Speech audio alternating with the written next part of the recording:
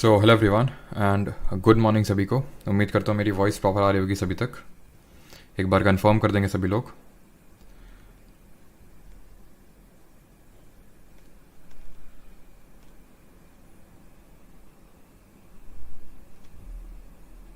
चलो, और आज हम लोग देखेंगे सबसे इम्पॉर्टेंट चैप्टर पॉलिटी का, and that is fundamental rights, जिसको हिंदी में बोलते हैं मौलिक अधिकार। ठीक है, ये चैप्टर हम देखेंगे जिस तरह से हम लोगों ने पिछले चैप्टर्स देखे, मेकिंग ऑफ कॉन्स्टिट्यूशन देखा, हम लोगों ने सोर्सेज प्रियम्बल पढ़ा, हम लोगों ने यूनियन एंड टेरिटरी और सिटीजनशिप पढ़ा, और उसके क्वेश्चंस भी साथ साथ लगाते गए, so that we can be rest assured कि हम लोग जो पढ़ रहे हैं उससे क्वेश्चंस भी बन रहे हैं। बिकॉज यहाँ पे जो मैंने क्वेश्चंस लिए हैं वो PYQs प्लस PYQs के अलावा जो ये लगता है कि इसमें से और कोई क्वेश्चन स्किप हो रहा है जो PYQ में इंक्लूडेड नहीं है, जो पोटेंशियल क्वेश्चन हो सकता है आगे के लिए, वो भी इसमें क्वेश्चंस इंक्लूडेड हैं। तो उसी मॉडल पे चलते हुए आज हम लोग करने वाले फंडामेंटल राइट। आज इस वीक का आज ये आखिरी दिन है, आपको ही पता है, और तैयार रहिएगा। कल आपका रिवीजन का डे रहेगा, यानी सैटरडे आपको सिर्फ रिवाइज करना है खुद से, और संडे को आपका होगा टेस्ट। ये मोस्ट प्रोबेबली आपका टेलीग्राम, जो प्राइवेट टेलीग्राम ग्रुप है, उसी के अंदर ही होगा। और फिर मंडे से हम लोग फिर से स्टार्ट करेंगे, और वहाँ पे हम लोग फंडामेंटल ड्यूटीज़ और DPSP एक साथ देखने वाले हैं। ठीक है, तो ये वीक का आखिरी दिन है, और इसलिए चीज़ों को कल पूरे ढंग से रिवाइज करिएगा जितना भी हम लोगों ने इस वीक किया है, और संडे को टेस्ट के लिए तैयार रहिएगा। ऑलराइट, चलिए, गुड मॉर्निंग सभी को। कैमरा मैन जल्दी फोकस करो। अच्छा, चलिए तो स्टार्ट करते हैं फंडामेंटल राइट्स सभी एग्जाम्स के लिए। Indian polity topic number 4 fundamental rights start करते हैं। तो जिस तरह हम लोगों ने याद करिए पार्ट नंबर 1 ऑफ कॉन्स्टिट्यूशन पढ़ा था, इसमें क्या देखा था कि इसमें आपका यूनियन एंड टेरिटरी यानी कि संघ व उसके राज्य क्षेत्र दिए हुए हैं। आर्टिकल कौन से डील कर रहे थे, जल्दी से रिवाइज करिए। आर्टिकल 1, 2, 3, 4। 1 क्या बोल रहा था, India that is Bharat shall be a union of states. 2 क्या बोल रहा था कि अगर हमें किसी फॉरेन टेरिटरी को इंडिया में शामिल करना है, यानी कि स्टैब्लिशमेंट ऑफ न्यू स्टेट। ये क्या बात कर रहा था, फॉर्मेशन ऑफ न्यू स्टेट, नए कोई एग्जिस्टिंग स्टेट है उसकी बाउंड्री चेंज करना है, बढ़ाना है, घटाना है, नाम चेंज करना है वो। और 4 बोलता है कि आप जो अमेंडमेंट करेंगे आर्टिकल 2 और 3 में, वो आपके अमेंडमेंट अंडर आर्टिकल 368 नहीं डील किए जाएंगे। लेकिन अगर आप किसी टेरिटरी, इंडिया की टेरिटरी को देते हो किसी कंट्री को, तो वो डील किया जाएगा एज अमेंडमेंट। ये किस केस में बोला था, जल्दी से आप बताएंगे। फिर हमने देखा था पार्ट 2 में सिटीजनशिप यानी कि नागरिकता के बारे में दिया है। इसमें से 3 इंपॉर्टेंट चीज़ें हैं कि ये पार्ट 2 में है, आर्टिकल नंबर 5 to 11 में है, और इसमें ये पढ़ा था हम लोगों ने कि यहाँ पे इंडिया में हमारी सिंगल सिटीजनशिप यानी कि एकल नागरिकता का प्रावधान है। हमने सिटीजनशिप एक्ट ऑफ 1955 पढ़ा था। फिर उसमें जो अमेंडमेंट हुआ था 2019 में, उसके बारे में पढ़ा था किस तरह से उसमें जो सिटीजनशिप बाई नेचुरलाइजेशन है, जिसमें कि आपको 12 साल रहना होता है इंडिया में, उसको ईज कर दिया था। और कितने साल कर दिया था ये बताइए। सिटीजनशिप बाई रजिस्ट्रेशन के केस में 7 साल आपको रहना होता है। और यहाँ पे जो आपका केस जिसके मैं बात कर रहा था, that was Berubari union case. अब यहाँ पे ऑब्वियस ये बात है, पार्ट 1 खत्म हुआ, पार्ट 2 खत्म हुआ, तो पार्ट 3 में ही तो आएगा हमारा फंडामेंटल राइट्स यानी कि मौलिक अधिकार। ठीक है, फंडामेंटल राइट्स हमारा आएगा पार्ट नंबर 3 में। और आर्टिकल की अगर बात करें तो आर्टिकल डील करेंगे सिर्फ 11, वहाँ तक खत्म हो गया था, 11 से खत्म हो गया था। तो ऑब्वियस सी बात है, अनुच्छेद नंबर 12 से लेके 35 यानी 35 तक आपका पार्ट नंबर 3 में दिया है, जो डील करते हैं आपके फंडामेंटल राइट यानी कि मौलिक अधिकारों से। इस सिटीजनशिप को हमने बोरो किया जिस तरह से यूके के कॉन्स्टिट्यूशन से, ब्रिटेन के कॉन्स्टिट्यूशन से, उसी तरह अगर हम फंडामेंटल राइट्स की बात करें तो these are borrowed from the constitution of USA में जो चलता है एक हम बोलते हैं मैग्ना कार्टा, वहाँ के जो फंडामेंटल राइट्स हैं मैग्ना कार्टा से बोरो किया हम लोगों ने। यूएसए के मैग्ना कार्टा से अपने फंडामेंटल राइट्स को, मौलिक अधिकारों को बोरो किया है। लेकिन हमारे फंडामेंटल राइट्स, मौलिक अधिकार इतने ज़्यादा कॉम्प्रिहेंसिव हैं जितने यूएसए के खुद नहीं हैं। मैग्ना कार्टा सर क्या चीज़ होती है, तो एक्चुअल में इसका ओरिजिन होता है यूके यानी कि ब्रिटेन से, जहाँ पे वहाँ के राजा थे किंग जॉन्स, उन्होंने एक तरह से चार्टर निकाला, एक पत्र निकाला, वहाँ पे कुछ लोगों को एक तरह से अधिकार दिए जो रिच पीपल थे, कि आप लोगों के पास ये अधिकार हैं जिनको हम कभी छीन नहीं सकते हैं। तो एक तरह से वहाँ से इसका ओरिजिन होता है, मौलिक अधिकार फंडामेंटल राइट्स के तौर पे इनकॉर्पोरेट करता है यूएसए, और वहाँ से हम लोग बोरो करते हैं। तो हमने यूएसए से फंडामेंटल राइट्स यानी मौलिक अधिकारों को बोरो किया है। इसके रिगार्डिंग कुछ प्रोविजंस जो ध्यान से सुनिए। सबसे पहली बात तो ये है कि फंडामेंटल, यहाँ पे फंडामेंटल राइट्स को मैं दे लिख रहा हूँ, यानी आप यहाँ पे शॉर्ट में FR भी लिख सकते हैं। Fundamental rights are not apps, चलो यार इतना भी नहीं बचाते हैं PPT को, यहाँ पे लिख लेते हैं। Fundamental rights are not absolute but qualified, not absolute but qualified ये एक चीज़ याद रखनी है। और दूसरी चीज़ आपने याद रखनी है, दे आर नॉट सैंक्रोसैंक्ट। और तीसरी चीज़ आपको इसमें याद रखनी है कि they are justiciable in nature. Preamble हमारा जस्टिसिएबल इन नेचर था, आंसर इज नो, नहीं था वो जस्टिसिएबल। अब एक एक करके तीनों पॉइंट का मतलब समझते हैं, point number 1, point number 2 and point number 3। Point number 1 बोलता है कि मौलिक अधिकार हमारे जो हैं पूर्ण नहीं बल्कि योग्य हैं। इसका मतलब क्या ये है कि फंडामेंटल राइट्स हमारे एब्सोल्यूट नहीं है, मींस कि इनकी लिमिट है, ये नहीं कि इनकी ये लिमिटलेस नहीं है। अगर मैं बोलता हूँ राइट टू स्पीच है, बोलने का अधिकार है, इसका मतलब नहीं आप किसी को गाली देंगे जाके, तो यानी कि एब्सोल्यूट नहीं है, लिमिटलेस नहीं है, इनकी एक लिमिट है। और वो लिमिट ये है कि जब तक किसी दूसरे के फंडामेंटल राइट्स का आप एनक्रोचमेंट नहीं कर रहे हैं, वहीं तक आपके फंडामेंटल राइट्स हैं। ठीक है, अब ऐसा नहीं कि मैं फंडामेंटल राइट है तो मैं डीजे बजा रहा हूँ रात को, भाई इससे दूसरे का फंडामेंटल राइट हर्ट हो रहा है ना। एक जैसे भी हम देखेंगे आर्टिकल नंबर 21 में राइट टू स्लीप आता है, सोने का अधिकार है उसमें, तो वो अलर्ट हो गया। तो ये चीज़ है इसका मतलब। दूसरा क्या बोलता है, दे आर नॉट सैंक्रोसैंक्ट। ये सैंक्रोसैंक्ट नहीं है, सैंक्रोसैंक्ट का मतलब होता है पवित्र, नहीं पवित्र नहीं है। इसको मैं बोल सकता हूँ परमानेंट भी, यानी दे आर नॉट परमानेंट। मतलब सर इसका मतलब है कि इनको छीना जा सकता है, किसके द्वारा, पार्लियामेंट के द्वारा। कब, कुछ सर्टेन ग्राउंड्स हैं, हम पढ़ेंगे, जैसे कि इमरजेंसी, वो आज का टॉपिक नहीं है, वो कोई दूसरा हम टॉपिक उसमें डील करेंगे जब इमरजेंसी का कोई आएगा, जहाँ पे हम नेशनल इमरजेंसी, स्टेट इमरजेंसी तो नहीं होता, उसको प्रेसिडेंट रूल बोलता है, और फाइनेंशियल इमरजेंसी, उसमें देखेंगे किस तरह से नेशनल इमरजेंसी के केस में हमारे फंडामेंटल राइट्स को रिस्ट्रिक्ट कर दिया जाता है। और आज ही हम देखेंगे किस तरह जब मार्शियल लॉ लगता है तब हमारे फंडामेंटल राइट्स को रिस्ट्रिक्ट कर दिया जाता है। तो इसलिए मैं बोल सकता हूँ कि दे आर नॉट सैंक्रोसैंक्ट और permanent, they are not absolute but qualified, they are justiciable, मतलब कि इनके विरुद्ध आपको, यानी ये वाद योग्य हैं। ये कैसे हैं, ये वाद योग्य हैं, इनके विरुद्ध आपको न्याय मिलेगा अगर आप कोर्ट जाएंगे। अब कैसे मिलेगा वो आज के लेक्चर में हम लोग देखेंगे। आई होप यहाँ तक सभी को चीज़ें क्लियर होंगी, बेसिक सी चीज़ें। अब यहाँ पे आते हैं हमारे 6 फंडामेंटल राइट्स। हमारे टोटल 6 मौलिक अधिकार हैं, इनको अभी नहीं देखेंगे। इनको देखने से पहले सबसे पहले तो मैंने आपको ये बताया कि आर्टिकल नंबर 12 से लेके 35 में हमारा डील करता है फंडामेंटल राइट्स। चलिए इनको ही पहले देख लेते हैं। तो हमारे 6 फंडामेंटल राइट्स हैं, मौलिक अधिकार हैं। राइट टू इक्वालिटी यानी समानता का अधिकार, राइट टू फ्रीडम स्वतंत्रता का अधिकार, right to freedom of from exploitation शोषण के विरुद्ध अधिकार, the right to freedom of religion यानी कि धार्मिक स्वतंत्रता का अधिकार, कल्चरल एंड एजुकेशन राइट सांस्कृतिक एवं शिक्षा संबंधी अधिकार, राइट टू कॉन्स्टिट्यूशनल रेमेडीज यानी संवैधानिक उपचारों का अधिकार। तो आपका चैप्टर हो गया खत्म, चलिए छुट्टी भाई सभी की। ठीक है, तो ये हमारे 6 फंडामेंटल राइट्स हैं। पहले ओरिजिनली जब हमारा कॉन्स्टिट्यूशन बना था, ठीक है, यहाँ पर मैं लिख देता हूँ, ओरिजिनली हमारे कॉन्स्टिट्यूशन में 7 फंडामेंटल राइट्स थे, बट एट प्रेजेंट कितने हैं, एट प्रेजेंट हमारे जो राइट्स हैं वो नोट्स में इसी तरह से लिखिएगा, ठीक है, जो नोट्स बना रहे हैं, तो 7 नहीं है, अब 6 है, यानी एक जो है हटाया जा चुका है। अब हटाया गया होगा, फंडामेंटल राइट से हटाया गया, कॉन्स्टिट्यूशन से हटाया गया है, तो इसके लिए कोई अमेंडमेंट किया गया होगा, कॉन्स्टिट्यूशनल अमेंडमेंट किया गया होगा। और वो कौन से नंबर का अमेंडमेंट था, that was amendment number 44th amendment जो हुआ था 1978 में, इसके थ्रू हटाया गया था हमारे एक फंडामेंटल राइट को, जो कि था राइट टू प्रॉपर्टी, संपत्ति के अधिकार को। ये संपत्ति का अधिकार पहले एक मौलिक अधिकार होता था, लेकिन अब इसको हटा दिया गया, और हटा के इसको डाल दिया गया है आर्टिकल नंबर 300A यानी कि अनुच्छेद 300 में, जो कि अब एक बन चुका है लीगल राइट, यानी कि एक विधिक अधिकार में सीमित होकर सिमट के रह गया, एक लीगल राइट है ये। अब इसके क्या इम्प्लीकेशंस हैं वो मैं अभी अब बाद में जब आर्टिकल नंबर 32 पढ़ लेंगे ना, तब आपको समझ में आएगा कि इसके इम्प्लीकेशंस क्या हैं। अभी भी एक राइट है, फंडामेंटल नहीं लेकिन लीगल, तो इससे अब हो क्या गया वो हम बाद में देखेंगे, लेकिन अभी के लिए इतना याद रखना 44th अमेंडमेंट से एक राइट को हटाया गया। तो ओरिजिनली जब मैं बात करूँ 26 नवंबर 1949 को जब हमने कॉन्स्टिट्यूशन को अपने अडॉप्ट किया था, तब 7 थे, अभी ये 6 है। क्लियर। अब बात ये आती है कि यहाँ पे तो 14 से 18 है, 14 से लेके 32 तक है, तो 12, 13, क्योंकि मैंने बोला 12 से लेके 35 तक है, तो 12, 13 क्या कर रहे हैं, और 33, 34, 35 क्या कर रहे हैं वो भी देखते हैं। और 30 से लेके 31 में ही पहले हमारा था ये राइट टू प्रॉपर्टी यानी कि संपत्ति का अधिकार, तो हट चुका है। अभी कुछ 31A, B हैं, उनको भी देखेंगे, लेकिन उससे पहले हम ये देखते हैं कि आर्टिकल नंबर 12 और 13 किसकी बात करते हैं, अनुच्छेद 12 और 13 किसकी बात करते हैं। तो 12 बात करता है, it defines the term state for the purpose of fundamental rights. मौलिक अधिकार जब हम चैप्टर पढ़ते हैं कॉन्स्टिट्यूशन में, तो वहाँ state state state state state ये वर्ड बहुत हर जगह यूज़ होता है।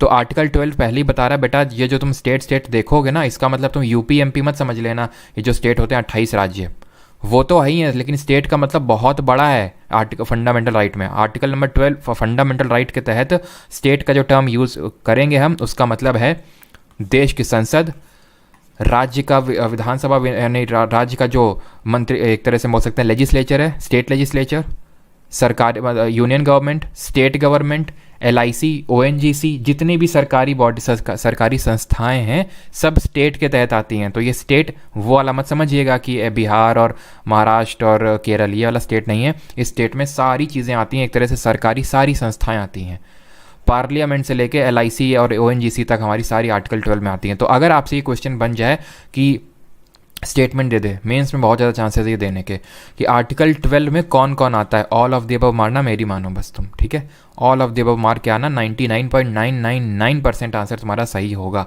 अनटिल एंड अनलेस कि तुम्हें लगे नहीं ये तो स्टेट में हो ही नहीं सकता है, मतलब सब कुछ है आर्टिकल 12 में, ऐसे तुम समझ लो। तो उसके विरुद्ध हमें ये अधिकार प्राप्त हैं, स्टेट के विरुद्ध। क्लियर है। 13 क्या बोलता है? 13 बोलता है लॉज इनकंसिस्टेंट और in derogation with fundamental rights shall be null and void, shall be declared null and void by the Supreme Court or any of the court। मतलब ये बोलता है कि any law which is in contravention with the fundamental rights shall be declared null and void by the courts। इसका मतलब मैं फिर से रिपीट करता हूँ, इसका मतलब ये है कि अगर हमारा कोई भी कानून बनता है, कानून बनाता कौन है? लेजिस्लेचर सेंटर लेवल पे भी होता है, स्टेट लेवल पे भी होता है। तो अगर कोई ऐसा कानून बनाता है जो मौलिक अधिकार का हनन करता है, उसका वॉलेशन करता है, तो कोर्ट के पास पावर है कि उसको नल एंड वॉइड डिक्लेयर कर सकता है, यानी कि उसको अनकॉन्स्टिट्यूशनल, असंवैधानिक घोषित करता है। ये 13 बात करता है। अब ये लॉ में क्या क्या आएगा? तो लॉ में इंक्लूड ऑर्डिनेंस, ऑर्डर, मतलब वो मेन वाले तो लॉ आएंगे जो हमारे बनाएगा, एक तो जो जनरल लॉ होते हैं, लेकिन इसमें अध्यादेश भी आ जाता है। ऑर्डर, अध्यादेश क्या होता है हम देखेंगे। राष्ट्रपति और राज्यपाल के पास कुछ एक्स्ट्रा शक्तियाँ होती हैं, उसको हम बोलते हैं लॉ बनाने की, उसको ऑर्डिनेंस बोलते हैं। बाई लॉ यानी जो टेम्परेरी लॉ होता है, रेगुलेशन, नोटिफिकेशन, कस्टम, यूजेज, सब कुछ। जैसे आर्टिकल नंबर 12 में स्टेट के तहत सब कुछ आ रहा था, वैसे अनुच्छेद 13 के तहत सब कुछ आता है इसमें लॉ के तहत। Law in force includes laws pass by the legislature और other competent authority in the territory of India before the commencement of the constitution not previously repealed. सब कुछ आता है। अब बात ये आती है, यहाँ पे एक प्रोविजन आता है, क्या कॉन्स्टिट्यूशनल अमेंडमेंट को लॉ डील किया जाता है? इस कॉन्स्टिट्यूशनल अमेंडमेंट यानी संवैधानिक संशोधन को हम लॉ डील करते हैं? तो आंसर इज नो। लेकिन सुप्रीम कोर्ट ने KBC case the famous Keshav Nanda Bharati case, या बार बार देखोगे केशव नंदा भारती केस हुआ था एक 1973 में, ठीक है।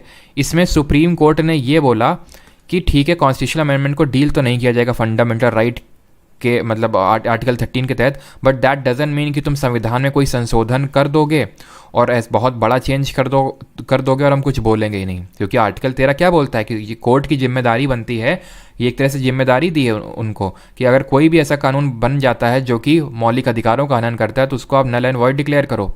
लेकिन इसमें लिखा है कॉन्स्टिट्यूशनल अमेंडमेंट को लॉ के तहत लॉ डील नहीं किया जाएगा। इसका मतलब है कि जो हमारा पार्लियामेंट है वो संविधान में संशोधन करके कोई भी फंडामेंटल राइट छीन सकता है। तो केशव नंदा भारती केस में बोला सुप्रीम कोर्ट ने ठीक है हम उसको लॉ के तहत डील तो नहीं करेंगे, लेकिन अगर तुमने बेसिक स्ट्रक्चर मूल ढांचे को तोड़ने की कोशिश करी तो उसको हम नल एंड वॉइड डिक्लेयर कर सकते हैं। अब ये बेसिक स्ट्रक्चर क्या है, ये संविधान में कहीं पे भी लिखा हुआ नहीं है। It is nowhere written in the constitution.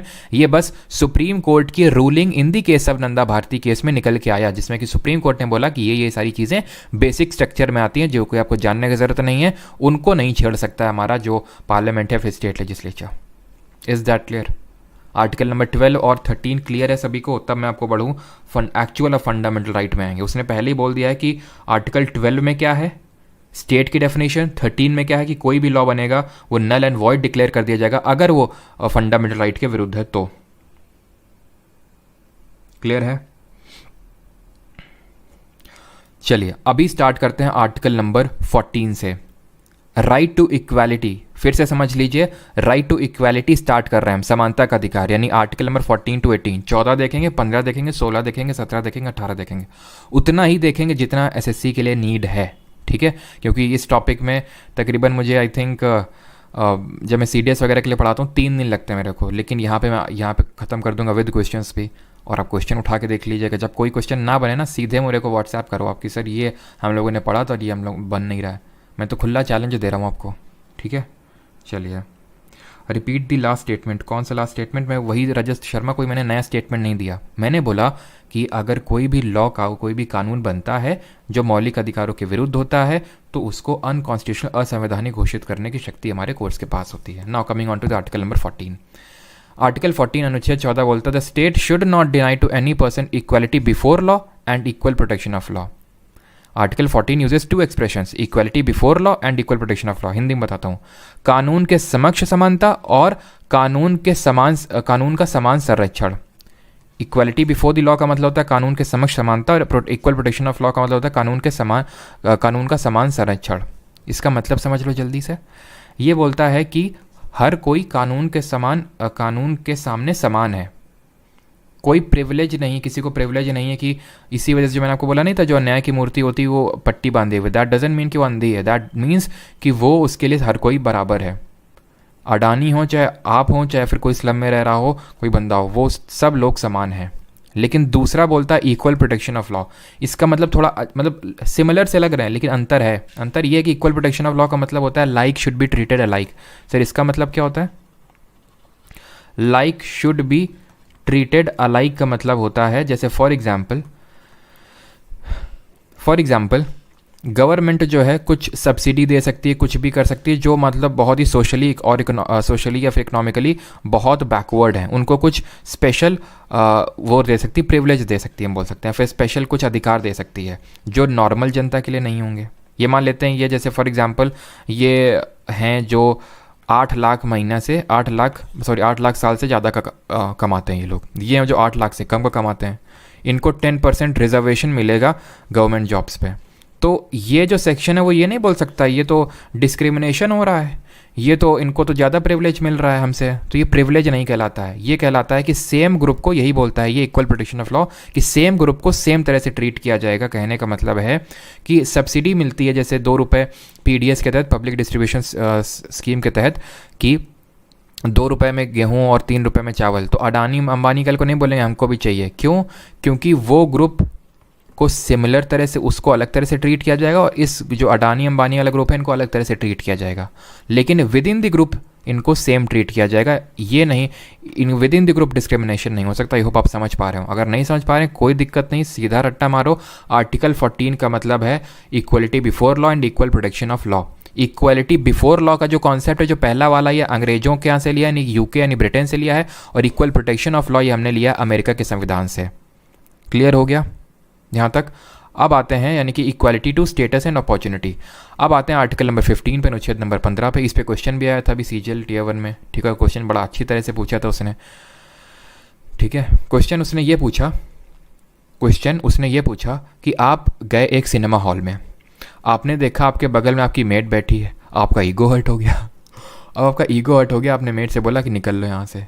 तो मेट के पास कौन सा राइट है, कौन से राइट का यूज़ कर सकती है, जिस राइट का यूज़ करके वो सिनेमा हॉल में बैठी रह सकती है और आपके खिलाफ केस भी कर सकती है और आपको जेल तक करवा सकती है। That was article number 15। कैसे? समझिए। ये बोलता है prohibition of discrimination on grounds of religion, race, caste, sex और प्लेस ऑफ बर्थ। यानी कि इन ग्राउंड्स पे रिलीजन, रेस, कास्ट, सेक्स और प्लेस ऑफ बर्थ के, उसमें इसको हिंदी में अगर मैं बात करूँ, धर्म, मूलवंश, जाति, लिंग और जन्म स्थान के आधार पर विभेद या प्रतिषेध नहीं किया जा सकता है। क्लियर है? नहीं, डिस्क्रिमिनेशन नहीं किया जा सकता है।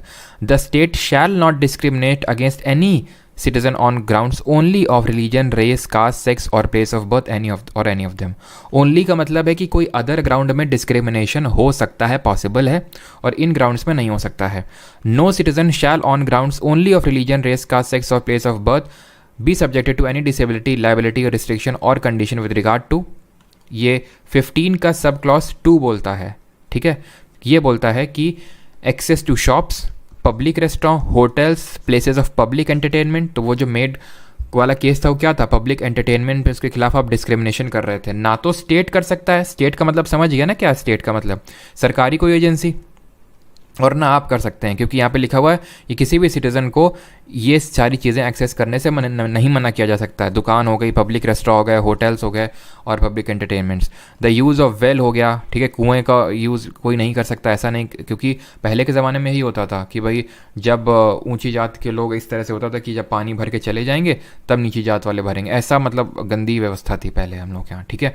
तो उस चीज़ इसलिए आर्टिकल 15 को जोड़ा गया। तो use of wells, tanks, bathing ghat, road, places of public resort, इन सब को यूज़ करने का सभी के पास इक्वल राइट है, समान अधिकार है। ये आर्टिकल 15 बोलता है। नहीं, आर्टिकल 15 घुमा फिरा के मैं ये बोल सकता हूँ कि राइट टू, मतलब राइट अगेंस्ट डिस्क्रिमिनेशन है ये। राइट यानी भेदभाव के विरुद्ध अधिकार हमें प्राप्त है आर्टिकल 15 से। इस पर एक मूवी भी बनी थी, अगर किसी को याद हो। वो कौन था, वो जिसको भी यूनेस्को ने अपना ब्रांड एम्बेसडर बनाया था, आयुष्मान खुराना, वो इसमें लीड रोल में थे। खैर, अब आते हैं आर्टिकल नंबर 16 में, अनुच्छेद 16 में। 14, 15, 16, 17, 18 सारे इक्वालिटी वाले राइट है, राइट टू इक्वालिटी, समानता के अधिकार। हम अब अंतर देख रहे हैं। 14 में देखा right to equality before law and equal protection of laws. 15 में क्या देखा, राइट अगेंस्ट डिस्क्रिमिनेशन, भेदभाव नहीं हो सकता है कि जो पब्लिक प्लेसेस हैं, यानी कि बाथिंग घाट हो गए, शॉप्स हो गए, रेस्टोरेंट हो गए, पब्लिक एंटरटेनमेंट हो गए, वेल्स हो गए, इन सबको यूज़ करने से किसी को मना रोका नहीं जा सकता है। आर्टिकल 16 की बात करते हैं। अनुच्छेद 16 क्या बोलता है? ये बोलता है equality of opportunity in matters of public employment, यानी कि लोक नियोजन में अवसर की समानता। यानी जब सरकारी नौकरी का आवेदन निकलेगा तो उसमें सभी को समान अवसर मिलना चाहिए। इसमें यह लिखा हुआ है, जैसे यहाँ पे लिखा हुआ है कि state shall not discriminate against any citizen on ground of religion, race, caste, sex और प्लेस ऑफ बर्थ। वैसे इसमें भी लिखा है कि स्टेट जो है वो डिस्क्रिमिनेट नहीं कर सकता है ऑन दिस ग्राउंड। रिलीजन, जो 15 वाले आर्टिकल में वो सारे हैं इसमें, religion, race, caste, sex, place of birth and decency. इसमें एक एक्स्ट्रा है, डिसेंसी, यानी एक तरह से जो प्लेस ऑफ रेजिडेंस है उस वो भी यहाँ पे इंक्लूडेड है। यानी कि इन ग्राउंड पे धर्म हो गया, जाति हो गई, लिंग हो गया, मूल वंश हो गया, जन्म स्थान हो गया, इन ग्राउंड्स में या फिर इन पर्टिकुलर मैटर्स पे जो स्टेट हमारा डिस्क्रिमिनेट नहीं कर सकता है, किसी और मैटर में कर सकता है। जैसे वो ये बोल सकता है कि जिसके पास डॉक्टरेट की डिग्री होगी वही इस पोस्ट के लिए अप्लाई कर सकता है, जो ग्रेजुएट होगा वो इसके लिए अप्लाई कर सकता है। यानी कि यहाँ पे डिस्क्रिमिनेशन, इक्वालिटी नहीं है ना, यहाँ पे डिस्क्रिमिनेशन किया जा रहा है ना, किस बेसिस पे? एजुकेशनल क्वालिफिकेशन के बेसिस पे एक तरह से डिस्क्रिमिनेशन। तो इसको नहीं बोलना सही रहेगा, लेकिन फिर भी आप इसको बोल सकते हैं, क्योंकि यहाँ पर रिलीजन, रेस, कास्ट, सेक्स और प्लेस ऑफ बर्थ लिखा हुआ है और यह ओनली शब्द भी लिखा हुआ है, यानी कि किसी अदर ग्राउंड में हो सकता है। Is that clear? तो एजुकेशन और क्वालिफिकेशन को क्यों हमारा जो गवर्नमेंट है वो एक क्राइटेरिया बना देती है और बना सकती है, क्योंकि उसके पास कॉन्स्टिट्यूशनल ये हक है। अब यहाँ पे इस केस से कुछ, इस पर्टिकुलर आर्टिकल से कुछ केसेस रिलेटेड हैं, वो केसेस देख लीजिए। एक्चुअल में आर्टिकल 16(4) बात करता है रिजर्वेशन देने की। आर्टिकल नंबर 16 जो सब क्लॉज 4 है वो रिजर्वेशन देने की बात करता है कुछ पोस्ट में। अब रिजर्वेशन जो है राइट टू इक्वालिटी का बिल्कुल भी वॉल्यूशन नहीं है। क्यों? क्योंकि याद करिए आर्टिकल 14 में क्या बोला गया है, right to equal protection of laws, like should be treated alike. ठीक है, तो वो पहले से हमारे अनप्रिविलेज थे, तो उनको मेन स्ट्रीम में लाने के लिए वो रिजर्वेशन की प्रथा जो है चालू की गई है। तो आर्टिकल 16(4) रिजर्वेशन की बात करता है, रिजर्वेशन इन अपॉइंटमेंट। इससे रिलेटेड कुछ केस हैं, वो केस आप याद रखिए, Balaji versus state of Mysore case. अब इनमें क्या हुआ वो सारी चीज़ें हमें जानने की जरूरत नहीं है एसएससी एग्जाम पर्सपेक्टिव से, सीधा आपसे केस पूछता है और आर्टिकल पूछता है। तो Balaji versus state of Mysore case, और एक आपका केस था देवदसन, ठीक है, Devadasan versus union of India case, ठीक है, यूनियन ऑफ इंडिया केस। और एक फेमस केस है that is called as Mandal commission case, और उसको बोलते हैं इंदिरा साहनी केस। ये हुआ था आपका 1993 में, 1993 में। इसको हम मंडल केस क्यों बोलते हैं? बिकॉज 1979 में एक कमीशन बैठा था जिसको बोला गया मंडल कमीशन। ये था आपका सेकंड बैकवर्ड क्लास कमीशन, दूसरा बैकवर्ड क्लास कमीशन था, जिसको इसलिए अपॉइंट किया गया था तो देखो कि क्या बैकवर्ड क्लासेस जो हमारी ओबीसीज हैं उनको भी क्या रिजर्वेशन की ज़रूरत है, क्योंकि तब तक ओबीसीज को नहीं, सिर्फ एससीज और एसटीज को ही रिजर्वेशन मिलता था। तो इसने बोला हाँ इनको भी दो, किनको? जो हमारे ओबीसीज हैं इनको भी रिजर्वेशन दो। और इस तरह से तकरीबन इसने 27% रिजर्वेशन की बात कही थी कि इतना रिजर्वेशन दो और वो 50% से क्रॉस नहीं करना चाहिए। सरकार ने डिस्कस तो हुआ पार्लियामेंट में एक दो बार, लेकिन इस पर कोई एक्शन नहीं लिया गया। एक्शन लिया गया जब हमारी आई वीपी सिंह जी की गवर्नमेंट। वीपी सिंह ने रिजर्वेशन दे दिया ओबीसीज़ को, ओबीसीज़ को इन्होंने रिजर्वेशन दे दिया और बोला कि हाँ इतना 27% रिजर्वेशन मिलेगा, और इन्होंने जो इकोनॉमिकली बैकवर्ड क्लासेस थी उनको भी रिजर्वेशन देने की बात कही। तो फिर जो इंदिरा साहनी केस था, ठीक है, और इसमें इंदिरा साहनी केस में इसके बाद 1993 में आता है, और इंदिरा साहनी केस में हमारी कोर्ट ने ये बोला कि, और इसमें 9 जजेस बेंच थी, 6 और 3 के रेशियो में कोर्ट ने ये बोला कि एक तो जो रिजर्वेशन होना चाहिए वो सोशल बेसिस पे होना चाहिए, इकोनॉमिक बेसिस पे नहीं।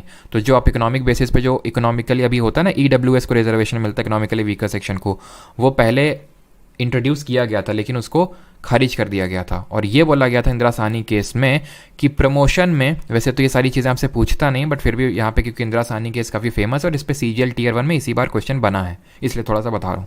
तो प्रमोशन में रिजर्वेशन नहीं चलना चाहिए, रिजर्वेशन नहीं होना चाहिए, और जो रिजर्वेशन है वो 50% एक्सीड नहीं करना चाहिए। ये दो बातें बोली थी हमारे इंदिरा साहनी केस में। बस इतना ही हमें ध्यान रखना। आर्टिकल 16 से रिलेटेड हैं तीनों केसेस, बालाजी वाला केस, देवदसन वाला और इंदिरा साहनी केस। अब आते हैं आर्टिकल 17 पे।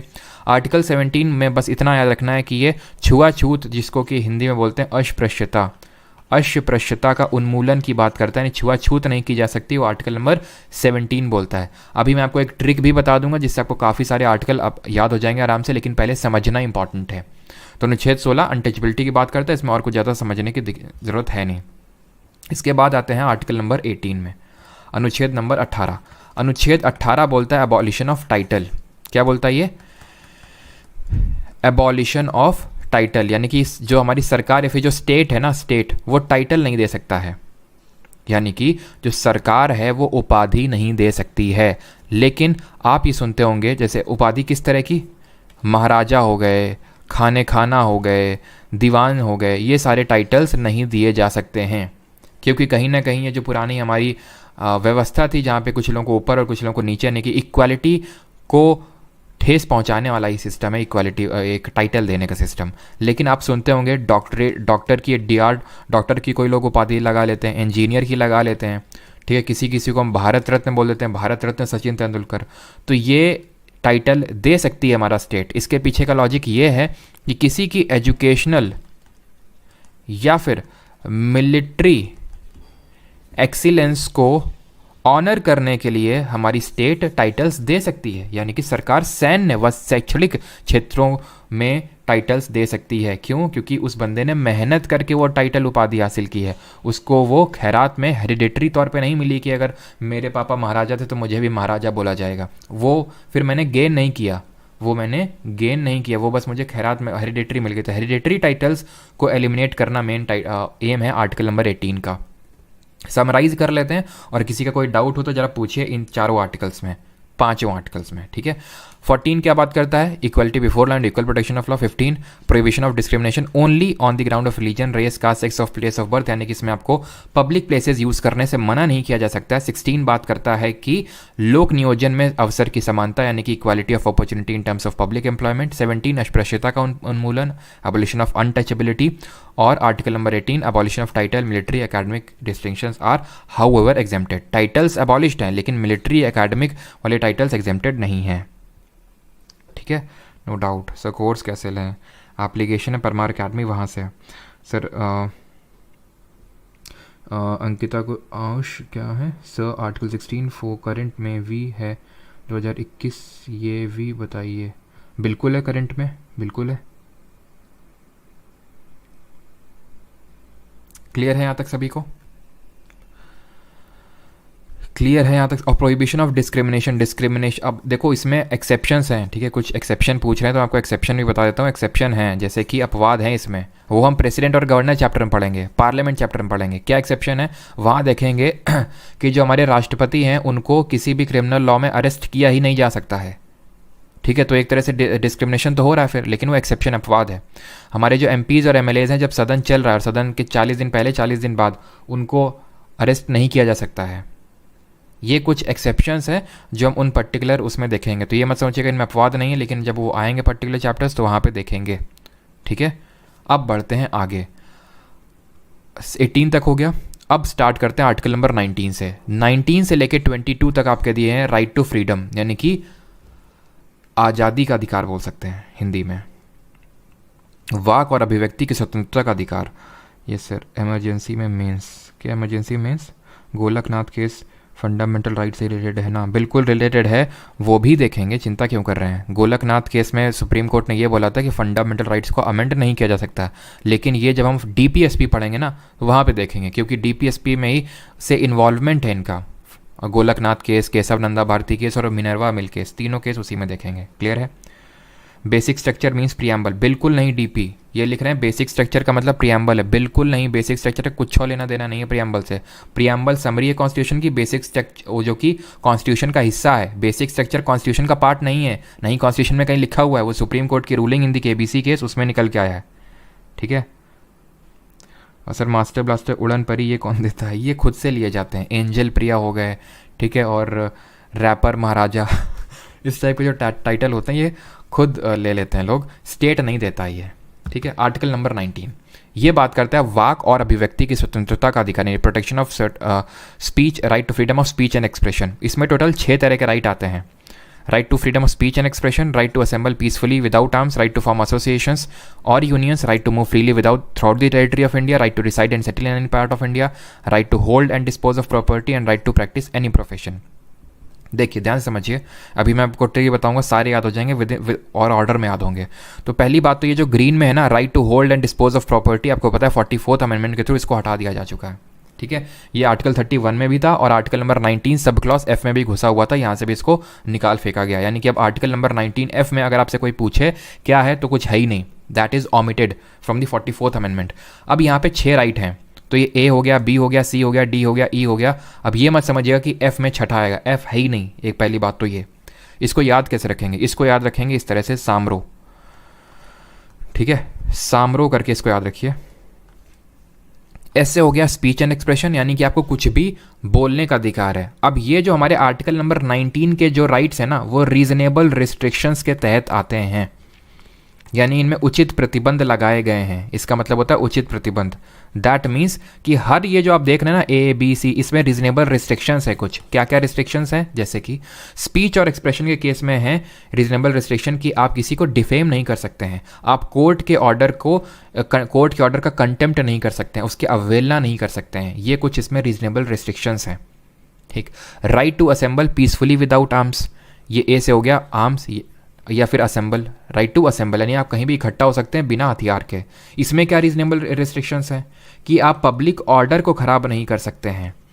ठीक है, पब्लिक ऑर्डर या फिर सॉवरेनिटी और इंटेग्रिटी ऑफ कंट्री को हर्ट नहीं कर सकते हैं। सॉवरेनिटी और इंटेग्रिटी तो ऑलमोस्ट सब में है, तो पब्लिक ऑर्डर को आपको नहीं ख़राब करना है। जिस तरह से एक यूट्यूबर थे गौरव तनेजा करके, आपने सुना होगा, तो उन्होंने क्या किया कि भाई वो कर लिया कि भाई सभी लोग एक क्या उसको बोलते हैं मीटअप, हाँ मीटअप रखते हैं, एक मेट्रो स्टेशन उन्होंने मीटअप रखा। अब उससे क्या हुआ, पब्लिक ऑर्डर ख़राब हो गया, तो उनको अरेस्ट कर लिया गया और थाने ले जाया गया। क्यों? अब वो ये नहीं बोल सकते कि I have right to assemble, क्योंकि फिर पुलिस ये बोलेगी कि उसमें बेटा रीजनेबल रिस्ट्रिक्शंस भी लगे हुए हैं। फिर इसी वजह से उन्होंने लॉ की पढ़ाई भी चालू कर दी अब। ठीक है, तो रीजनेबल रिस्ट्रिक्शंस, उचित प्रतिबंध लगे हुए हैं। क्लियर? राइट टू फॉर्म एसोसिएशंस और यूनियंस, आप कोई एसोसिएशन बना सकते हैं, संगठन बना सकते हैं, लेकिन संगठन ये ना होना चाहिए खालिस्तान जैसा संगठन। अगेन वो सॉवरेनिटी ऑफ कंट्री को हर्ट कर रहा है। कैसे सॉवरेनिटी को हर्ट कर रहा है या इंटेग्रिटी को हर्ट कर रहा है? क्योंकि हमारा कंट्री इंटीग्रल है। ठीक है, हर जो पार्ट है स्टेट है वो इंटीग्रल पार्ट ऑफ कंट्री। और हमने कल देखा था आर्टिकल नंबर 1 के 2 इम्प्लीकेशंस थे, उनमें से एक इम्प्लीकेशन ये था कि states have no right to secede from the union. ठीक है, यानी कि स्टेट का ऐसा नहीं कि हमें अलग होना है, तो ऐसा नहीं कि खालिस्तान हमें अलग होना है। चमाट पड़ेगा, और कैसे चमाट पड़ रहा है आप जान भी रहे हैं। यही नहीं पड़ रहा है, कनाडा और यूएस में चुन चुन के मारे जा रहे हैं खालिस्तानी जो ये हैं, जो जिनको ये एक्सटर्नल फंडिंग मिल रही है पाकिस्तान और चाइना जैसी और कनाडा जैसी कंट्री से। इनको तो कोई एक्शन लेना नहीं, तो हम ही लोग वहाँ जा के मार रहे हैं। खैर, ये हो गया association. Right to move freely throughout the territory of India, आप कहीं पर भी जा सकते हैं। अब इसमें क्या रीजनेबल रिस्ट्रिक्शन है?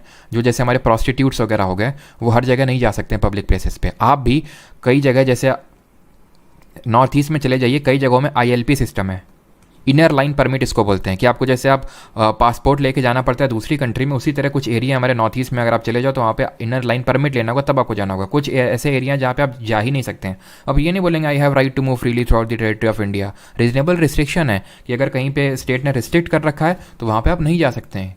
कंसिडरिंग कि वो थोड़ा सा काफ़ी एक सेंसिटिव जोन हो सकता है वो। To reside and settle in any part of India, आप कहीं पे भी घर ले सकते हैं, इसमें भी एक्सेप्शन है। पहले इसमें एक्सेप्शन होता था आर्टिकल नंबर 35A, अनुच्छेद 35 का, जो ये बोलता था कि आप जम्मू कश्मीर में ऐसी प्रॉपर्टी नहीं ले सकते, लेकिन आप जानते हैं कि उसको अब ख़त्म किया जा चुका है। लेकिन अब इसमें क्या है, जैसे कि right to move freely throughout the territory of India में रीजनेबल रिस्ट्रिक्शन है, वही रीजनेबल रिस्ट्रिक्शन इसमें भी है कि सरकार बोल सकती है कि आप इस पर्टिकुलर, जैसे कि फॉर एग्जांपल कहीं पे ट्राइबल ग्रुप है, आपको अंडमान निकोबार में आप ऐसे नहीं बोल सकते अंडमान निकोबार इंडिया का एक इंटीग्रल पार्ट है तो वहाँ पर हमें घर लेना है। घर क्या लेना, आप जा भी नहीं सकते कुछ ऐसे एरिया जहाँ पे हमारे ट्राइब्स रहती हैं, ठीक है। तो वो रीजनेबल रिस्ट्रिक्शंस हैं, ये तो हटाया जा चुका है। और जी बात करता है टू प्रैक्टिस, तो याद रखिएगा अगर मैं पूछ लूँ छठा राइट कौन सा है, तो छठे के मैं बात कर रहा हूँ रीजनिंग वाला, ये मत लगा देना कॉन्सेप्ट कि एफ जो है सिक्स्थ होता है, ठीक है। यहाँ पे जो जी है इसमें आपका सिक्स फंडामेंटल राइट लिखा हुआ है आर्टिकल नंबर 19 के तहत, and that is to practice any profession और टू डू और to carry on any occupation, trade और बिजनेस, यानी आप कोई भी धंधा कर सकते हैं। रीजनेबल रिस्ट्रिक्शन इसमें क्या हो सकता है, उचित प्रतिबंध कि धंधा कर सकते हैं, दैट डजंट मीन कि मैं मानव तस्करी करूंगा, मैं ड्रग ट्रैफिकिंग करूंगा, ठीक है, ये सब नहीं चलेगा। तो ये एक्सेप्शन है इसमें, और इसके अलावा आप कोई भी धंधा कर सकते हैं। ये हमारे आर्टिकल नंबर 19 के तहत। इसको याद करने की ट्रिक क्या है, साम रूप। एस से हो गया स्पीच एंड एक्सप्रेशन, ए से हो गया right to assemble, right to form association, right to movement, right to reside and settle in any part of India, right to occupation, साम रूप, ठीक है, सामरो।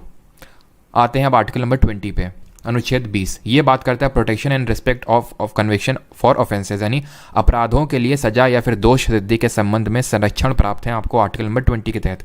यानी अगर आपको अरेस्ट कर लिया जाएगा उसके बाद भी हमारे कॉन्स्टिट्यूशन ने आपको कुछ राइट्स दिए हैं कि आपके पास ये सारे राइट्स हैं, ठीक है।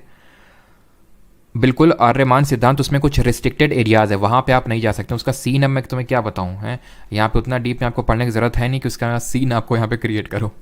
आर्टिकल नंबर 20 की अगर बात करें तो ये बात करते हैं अपराधों के लिए सजा या फिर दोष सिद्धि के संबंध में संरक्षण।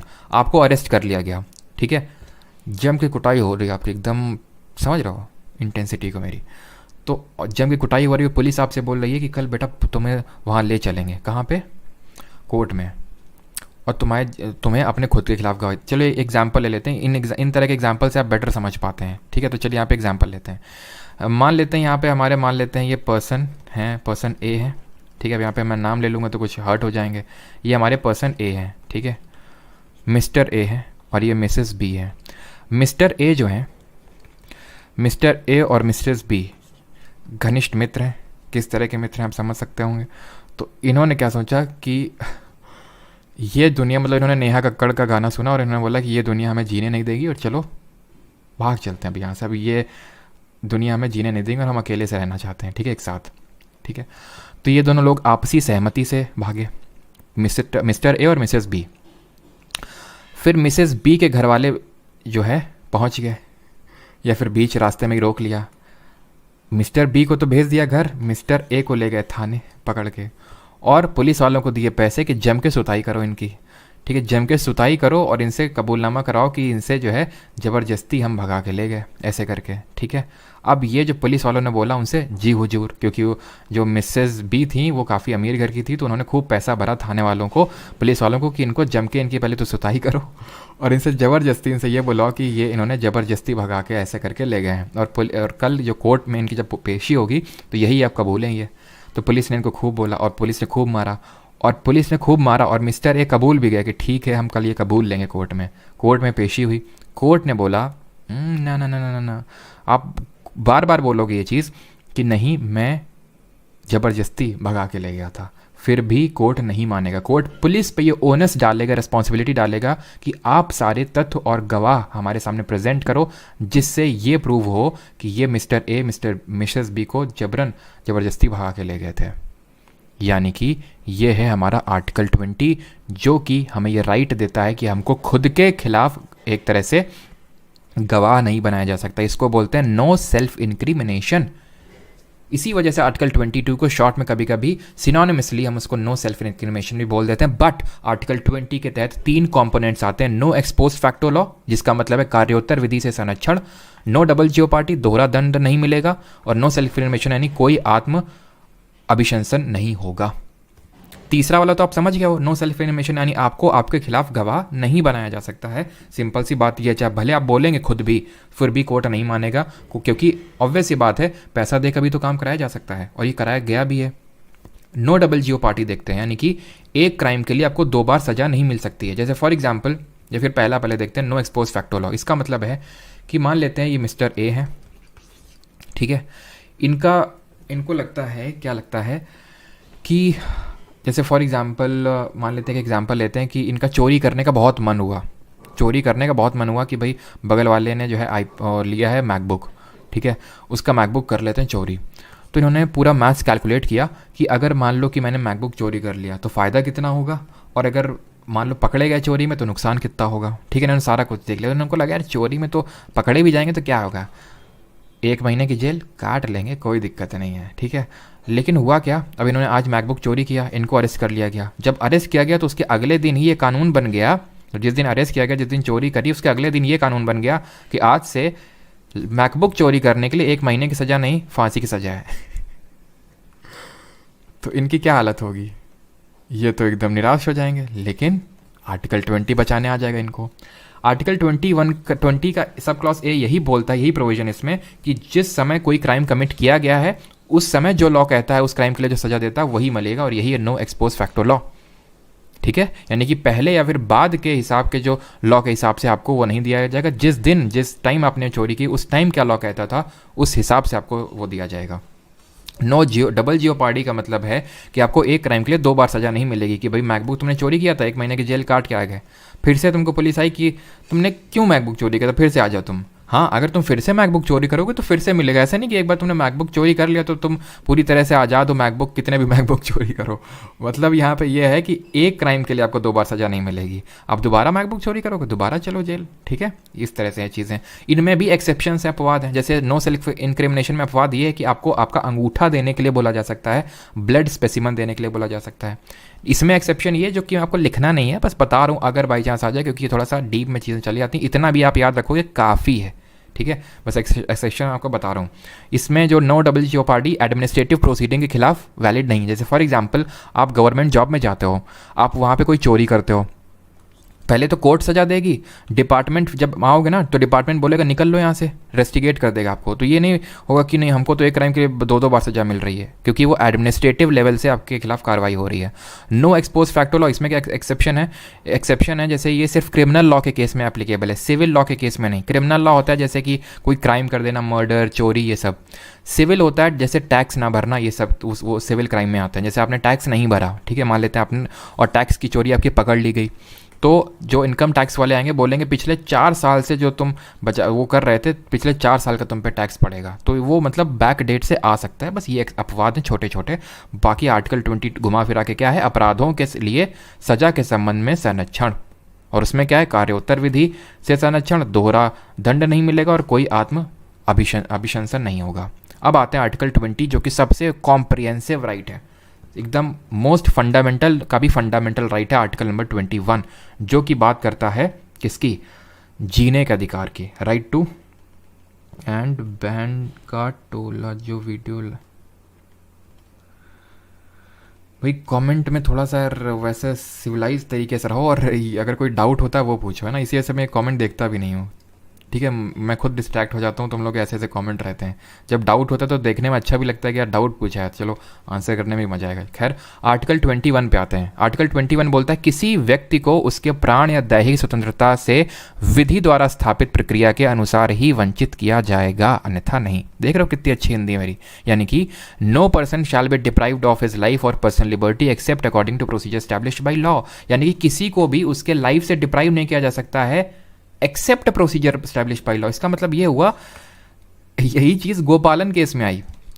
गोपालन केस में यही चीज़ सामने निकल के आई थी कि मतलब कि आपकी लाइफ से आपको डिप्राइव नहीं किया जा सकता है, लेकिन हाँ प्रोसीजर एस्टैब्लिश बाय लॉ से किया जा सकता है। इसका मतलब क्या, प्रोसीजर एस्टैब्लिश बाय लॉ का मतलब होता है कि विधि द्वारा स्थापित प्रक्रिया। विधि द्वारा स्थापित प्रक्रिया ये है कि कोई भी लॉ बनाना है तो लोकसभा से पास होगा, राज्यसभा से पास होगा, राष्ट्रपति से, की सहमति मिलनी चाहिए। सेम आपका स्टेट में है लेजिस्लेटिव असेंबली, और अगर लेजिस्लेटिव काउंसिल है तो वो यानी सभा, विधान परिषद और गवर्नर से सहमति। यानी अगर लॉ बनाने का जो प्रोसीजर है, अगर आप उसको फॉलो करके कोई लॉ बना रहे हो तो उससे आप किसी की लाइफ को डिप्राइव कर सकते हो, ये लिखा हुआ है प्रोसीजर स्टैब्लिश बाई लॉ। ये गोपालन केस में बोला हमारे सुप्रीम कोर्ट ने कि हाँ ये बात बिल्कुल सही है, लेकिन इस बात को फिर रिवर्स किया, यहाँ से मैं हटा देता हूँ इस चीज़ को, इस बात को फिर रिवर्स किया हमारे मेनका गांधी केस में। क्यों हुआ ये यहाँ पे मैं लिख देता हूँ मेनका गांधी केस, मेनका गांधी केस। इसमें हुआ क्या, मेनका गांधी जो है, हम जानते हैं मेनका गांधी कौन है, संजय गांधी की वाइफ, तो उनको विदेश जाना था, जाने नहीं दे रहे थे पॉलिटिकल रीजंस की वजह से, तो ये कोर्ट गई और उसमें बोला हमारे सुप्रीम कोर्ट ने कि हम प्रोसीजर स्टैब्लिश्ड बाय लॉ को ही नहीं बल्कि ड्यू प्रोसेस ऑफ लॉ को भी आज से अपनाते हैं। ड्यू प्रोसेस ऑफ लॉ मतलब इतना एक्सप्लिसिटली उसने नहीं बोला, लेकिन इसका मतलब क्या होता है वो समझ लो। प्रोसीजर स्टैब्लिश्ड बाय लॉ ये हमारे कॉन्स्टिट्यूशन में लिखा हुआ है, ड्यू प्रोसेस ऑफ लॉ हमारे कॉन्स्टिट्यूशन में लिखा हुआ नहीं है। इसका मतलब क्या होता है due process of law, procedure वाला तो समझ गए। ड्यू प्रोसेस ऑफ लॉ का मतलब है कि ऐसे नहीं कि तुम लोकसभा से पास कर दिए, राज्यसभा से पास कर दिए, प्रेसिडेंट से कर दिए और तुम सोचे वाओ अब तो हम कुछ भी करेंगे। अगर वो अनजस्ट और अनफेयर हुआ वो लॉ तो भी हम उसको नल एंड वॉइड डिक्लेयर कर सकते हैं।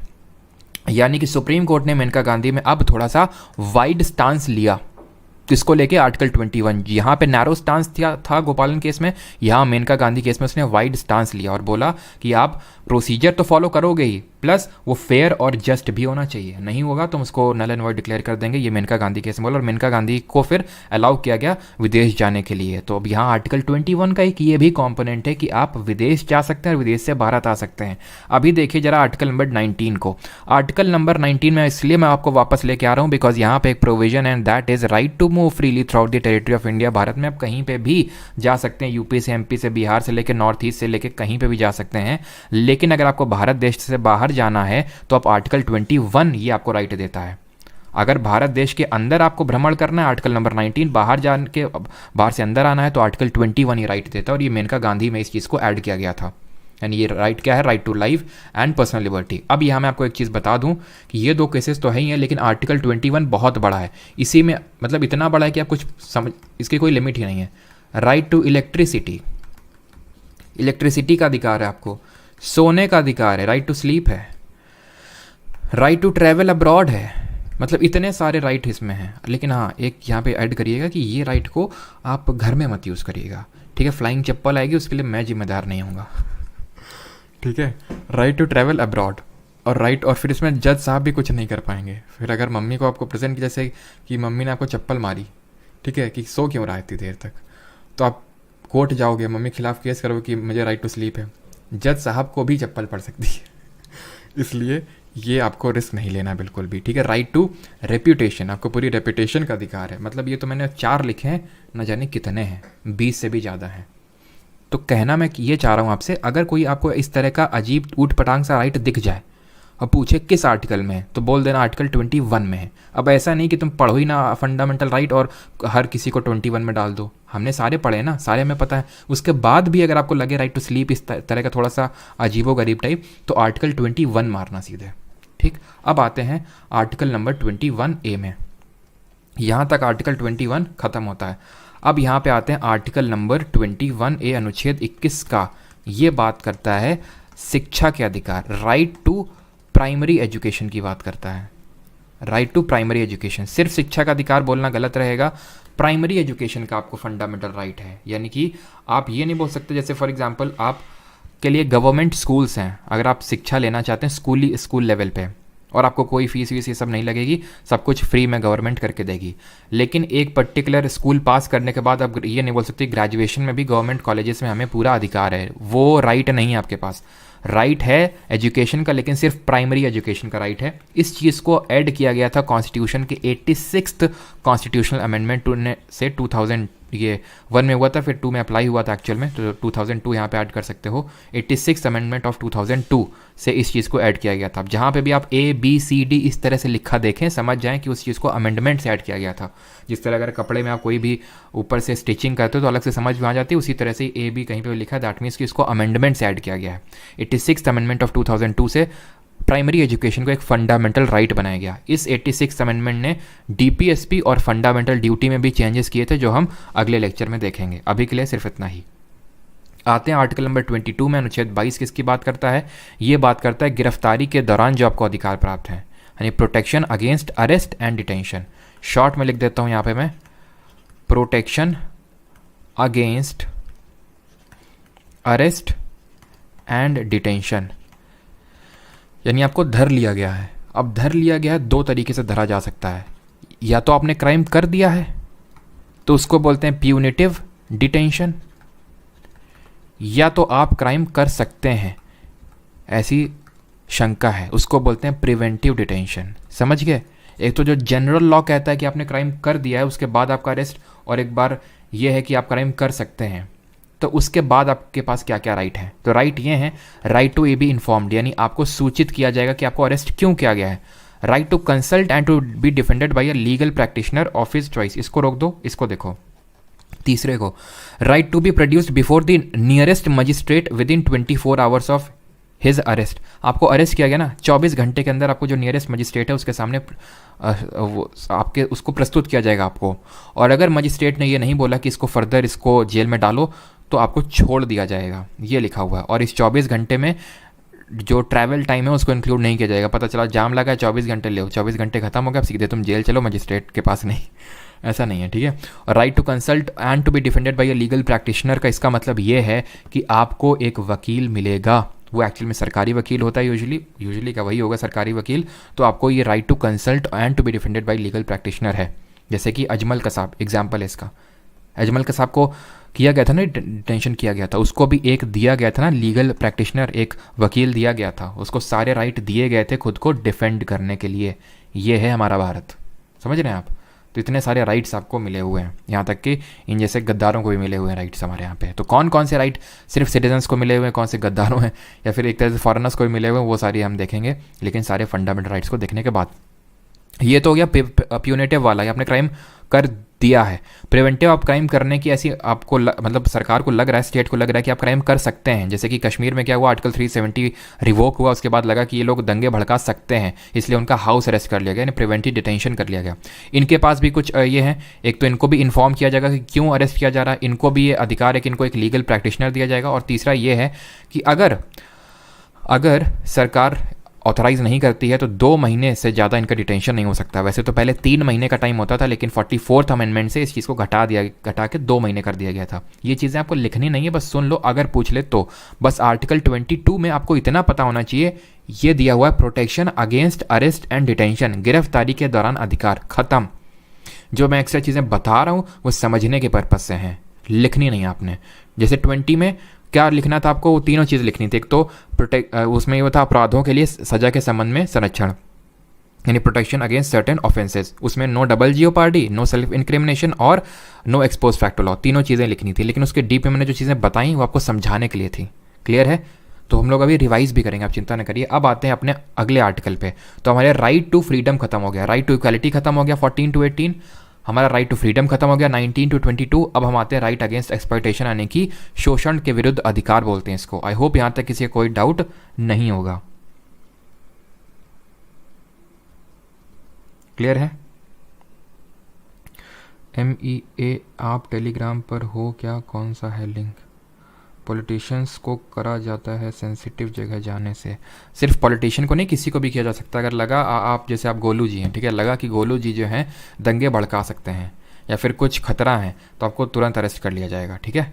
इसके लिए भी अलग से लॉज हैं। राइट अगेंस्ट एक्सप्लॉयटेशन यानी कि शोषण के विरुद्ध अधिकार 23 है और 24 दो ही है इसमें। 23 बोलता है prohibition of traffic in human beings and force labour. Hindi में अगर बात करें तो ये बोलता है मानव तस्करी, बलात् श्रम पर प्रतिबंध लगा हुआ है, ठीक है। एक तो ह्यूमन ट्रैफिकिंग नहीं हो सकती, ट्रैफिकिंग मानव तस्करी, और फोर्स लेबर जिसको कि हम बेगारी व्यवस्था बोलते हैं, ठीक है, इसी को हम बोलते हैं बेगार।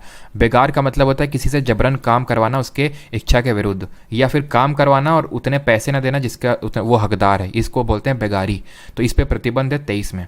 24 क्या बोलता है, और 23 का ये एक्सेप्शन है कि आपको स्टेट जो है ना कभी एक कंपलसरी सर्विस के लिए बुला सकता है। Under this article state can force people to do compulsory service for public purposes.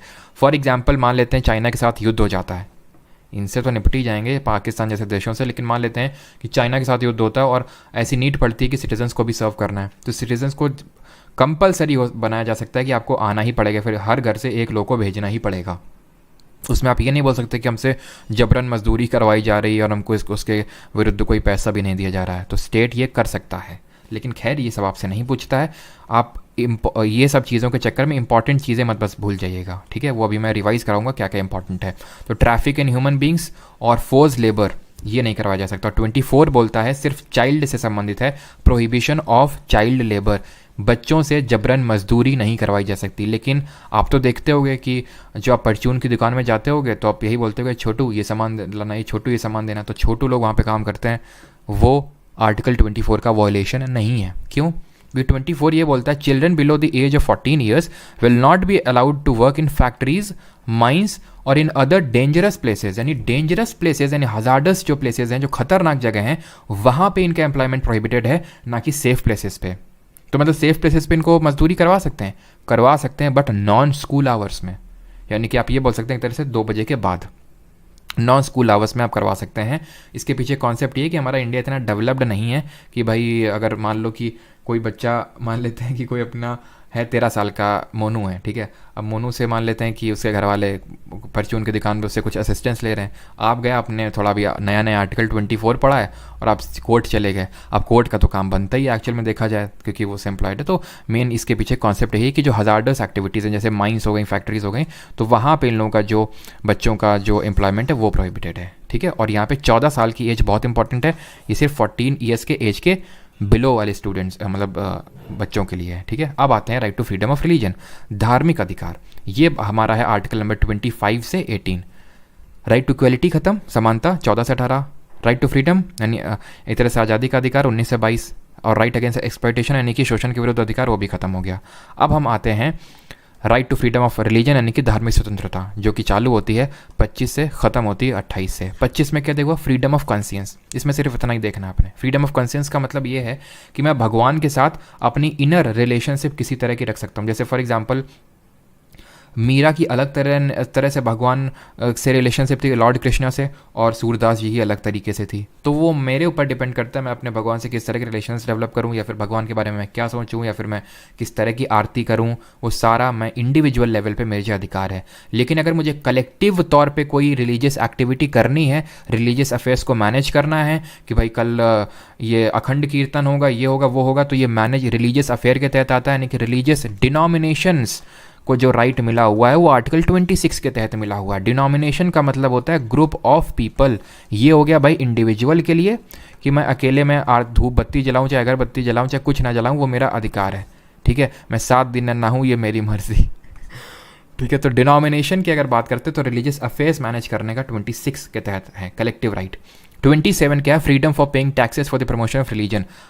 Government कोई टैक्स नहीं लगा सकती है एक पर्टिकुलर रीजन को प्रमोट करने के लिए, यानी कि गवर्नमेंट टैक्स का पैसा यूज़ कर सकती है सारे धर्मों को प्रमोट करने के लिए। जैसे कि गवर्नमेंट सब्सिडी देती है, हज सब्सिडी देती है, जो मुस्लिम्स जो इस्लाम धर्म से बिलोंग करते हैं हज यात्रा में उनको सब्सिडी मिलती है। ऐसे ही हिंदू धर्म में भी कुछ सब्सिडीज़ मिलती हैं। तो जो टैक्स का पैसा है हर धर्म को प्रमोट करने के लिए यूज़ किया जा सकता है, बट एक धर्म को प्रमोट करने के लिए नहीं। तो आपको बस इतना याद रखना है, 27 मतलब टैक्स, 27 मतलब धर्म के नाम पे टैक्स नहीं लगाया जा सकता, बात खत्म। 28 क्या बात करता है, no religious instruction in government educational institutions, या फिर कोई भी धार्मिक इंस्ट्रक्शन, धार्मिक एक तरह से काम करने के लिए नहीं बोला जा सकता है गवर्नमेंट एडेड स्कूल्स में, जहाँ पे सरकार पैसा दे रही है किसी स्कूल में, वहाँ पे धार्मिक इंस्ट्रक्शंस नहीं दिया जा सकता कि कल से आपको बुर्का पहन के आना है, फिर टोपी लगा के आनी है, या फिर ये तरह का भगवा पहन के आना है। कोई भी रिलीजियस इंस्ट्रक्शन किसी भी तरह का प्रोहिबिटेड है आर्टिकल नंबर 28 के तहत। फिर से रिवाइज करते हैं, 25 individual right to freedom of religion, 26 collective right to religious freedom यानी रिलीजियस अफेयर्स मैनेज करने का फ्रीडम है, 27 टैक्स नहीं लगाया जा सकता धर्म के नाम पे, और फीस लगाई जा सकती है। कल भी हम लोग PYQ सेशन में देख रहे थे, कल हम लोगों ने ये देखा था कि फ़ीस लगाई जा सकती है। फ़ीस का मतलब होता है आप टेम्पल में गए, आपसे 20 रुपए की पर्ची काटी जा सकती है, और आपको कटवानी पड़ेगी। वहाँ पे आप इन्हें ये बोल सकते हैं आर्टिकल 27 का वॉल्यूशन है, बिकॉज आपकी चप्पल रखने का काम, आपको प्रसाद देने का काम, पूरा सिस्टम मैनेज करने का काम, ताकि सारी चीज़ें ढंग से हों, उसके लिए एक फ़ीस, नॉमिनल फ़ीस लेवी की जा सकती है। और 28 बात करता है रिलीजियस इंस्ट्रक्शंस प्रोहिबिटेड है गवर्नमेंट एडेड स्कूल्स में। अब बात करते हैं एक तरह से हमारे ऑफिशियल तौर पे आखिरी फंडामेंटल राइट्स हैं ये, कल्चरल एंड एजुकेशनल राइट, जिनको बोलते हैं सांस्कृतिक एवं शिक्षा के अधिकार। इनको हम हिंदी में बोलते हैं सांस्कृतिक एवं शिक्षा का अधिकार। अब किस तरह का शिक्षा का अधिकार है, बिकॉज अभी हमने देखा था राइट टू प्राइमरी एजुकेशन, तो आर्टिकल 21A में था। 29 बोलता है right to protect language, script and culture, यानी कि any citizen of India having any distinct language, script, culture has the right to protect it. यानी कि अगर कोई भी सिटीजन है, यानी कि अब जब मैंने बोल दिया एनी सेक्शन ऑफ सिटीजन ना, तो ये राइट हर सिटीजन को अवेलेबल है, एवरी इंडियन को अवेलेबल है, and not necessarily to minorities. बहुत इंपॉर्टेंट डिफरेंस है। आर्टिकल 30 है, ये सिर्फ माइनॉरिटीज़ को मिला हुआ है, only to minorities.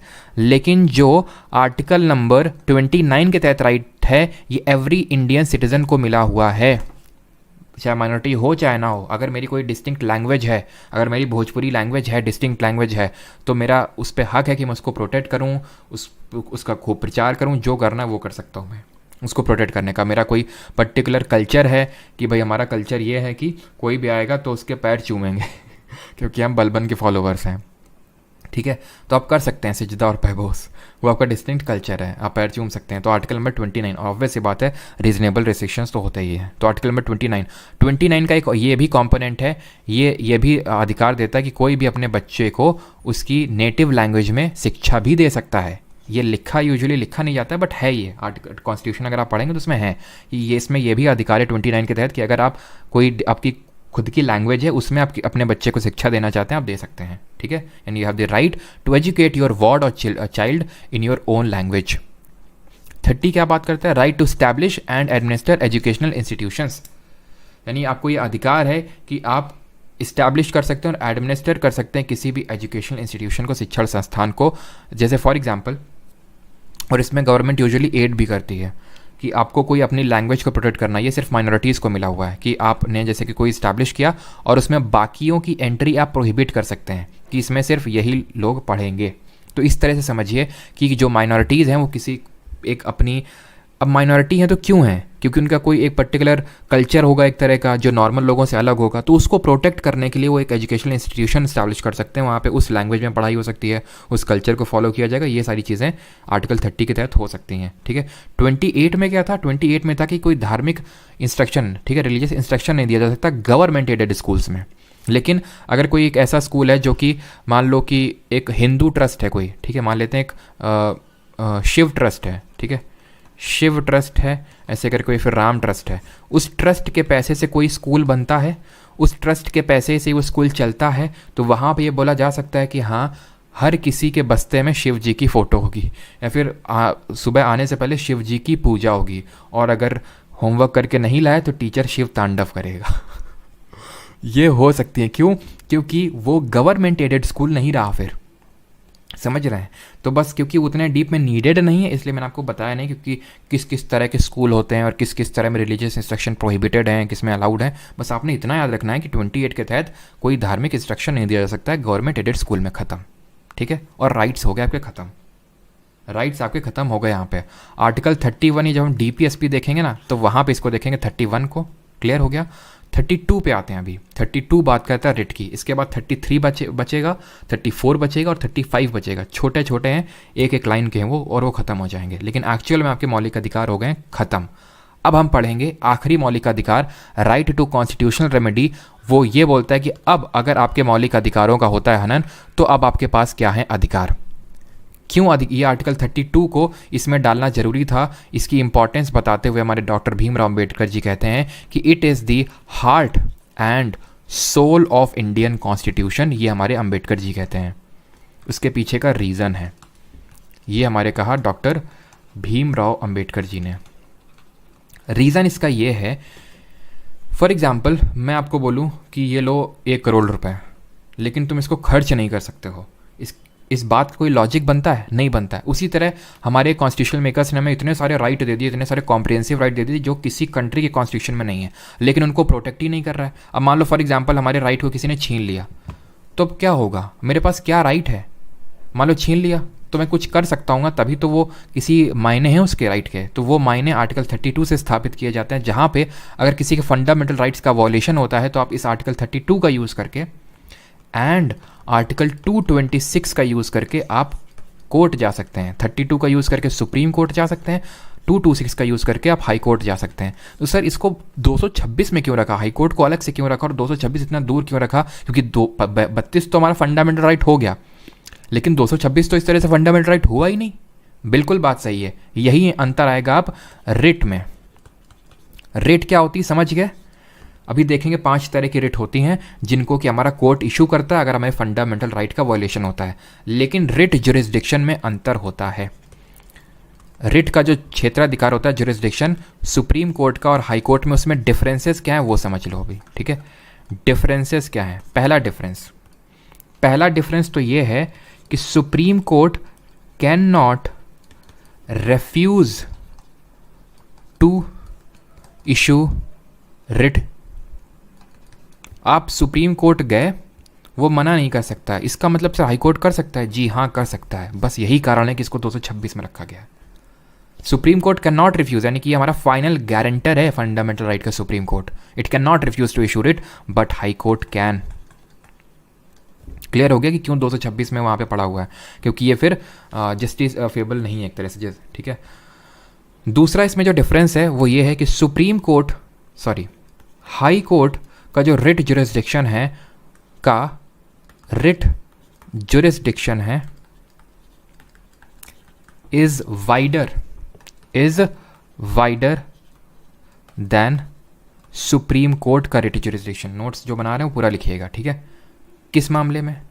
Supreme court जो ना, यहाँ पर डब्बा बना रहा हूँ और ये यहाँ पे मैं अलग से लिख रहा हूँ कि supreme court can issue writs for fundamental rights only,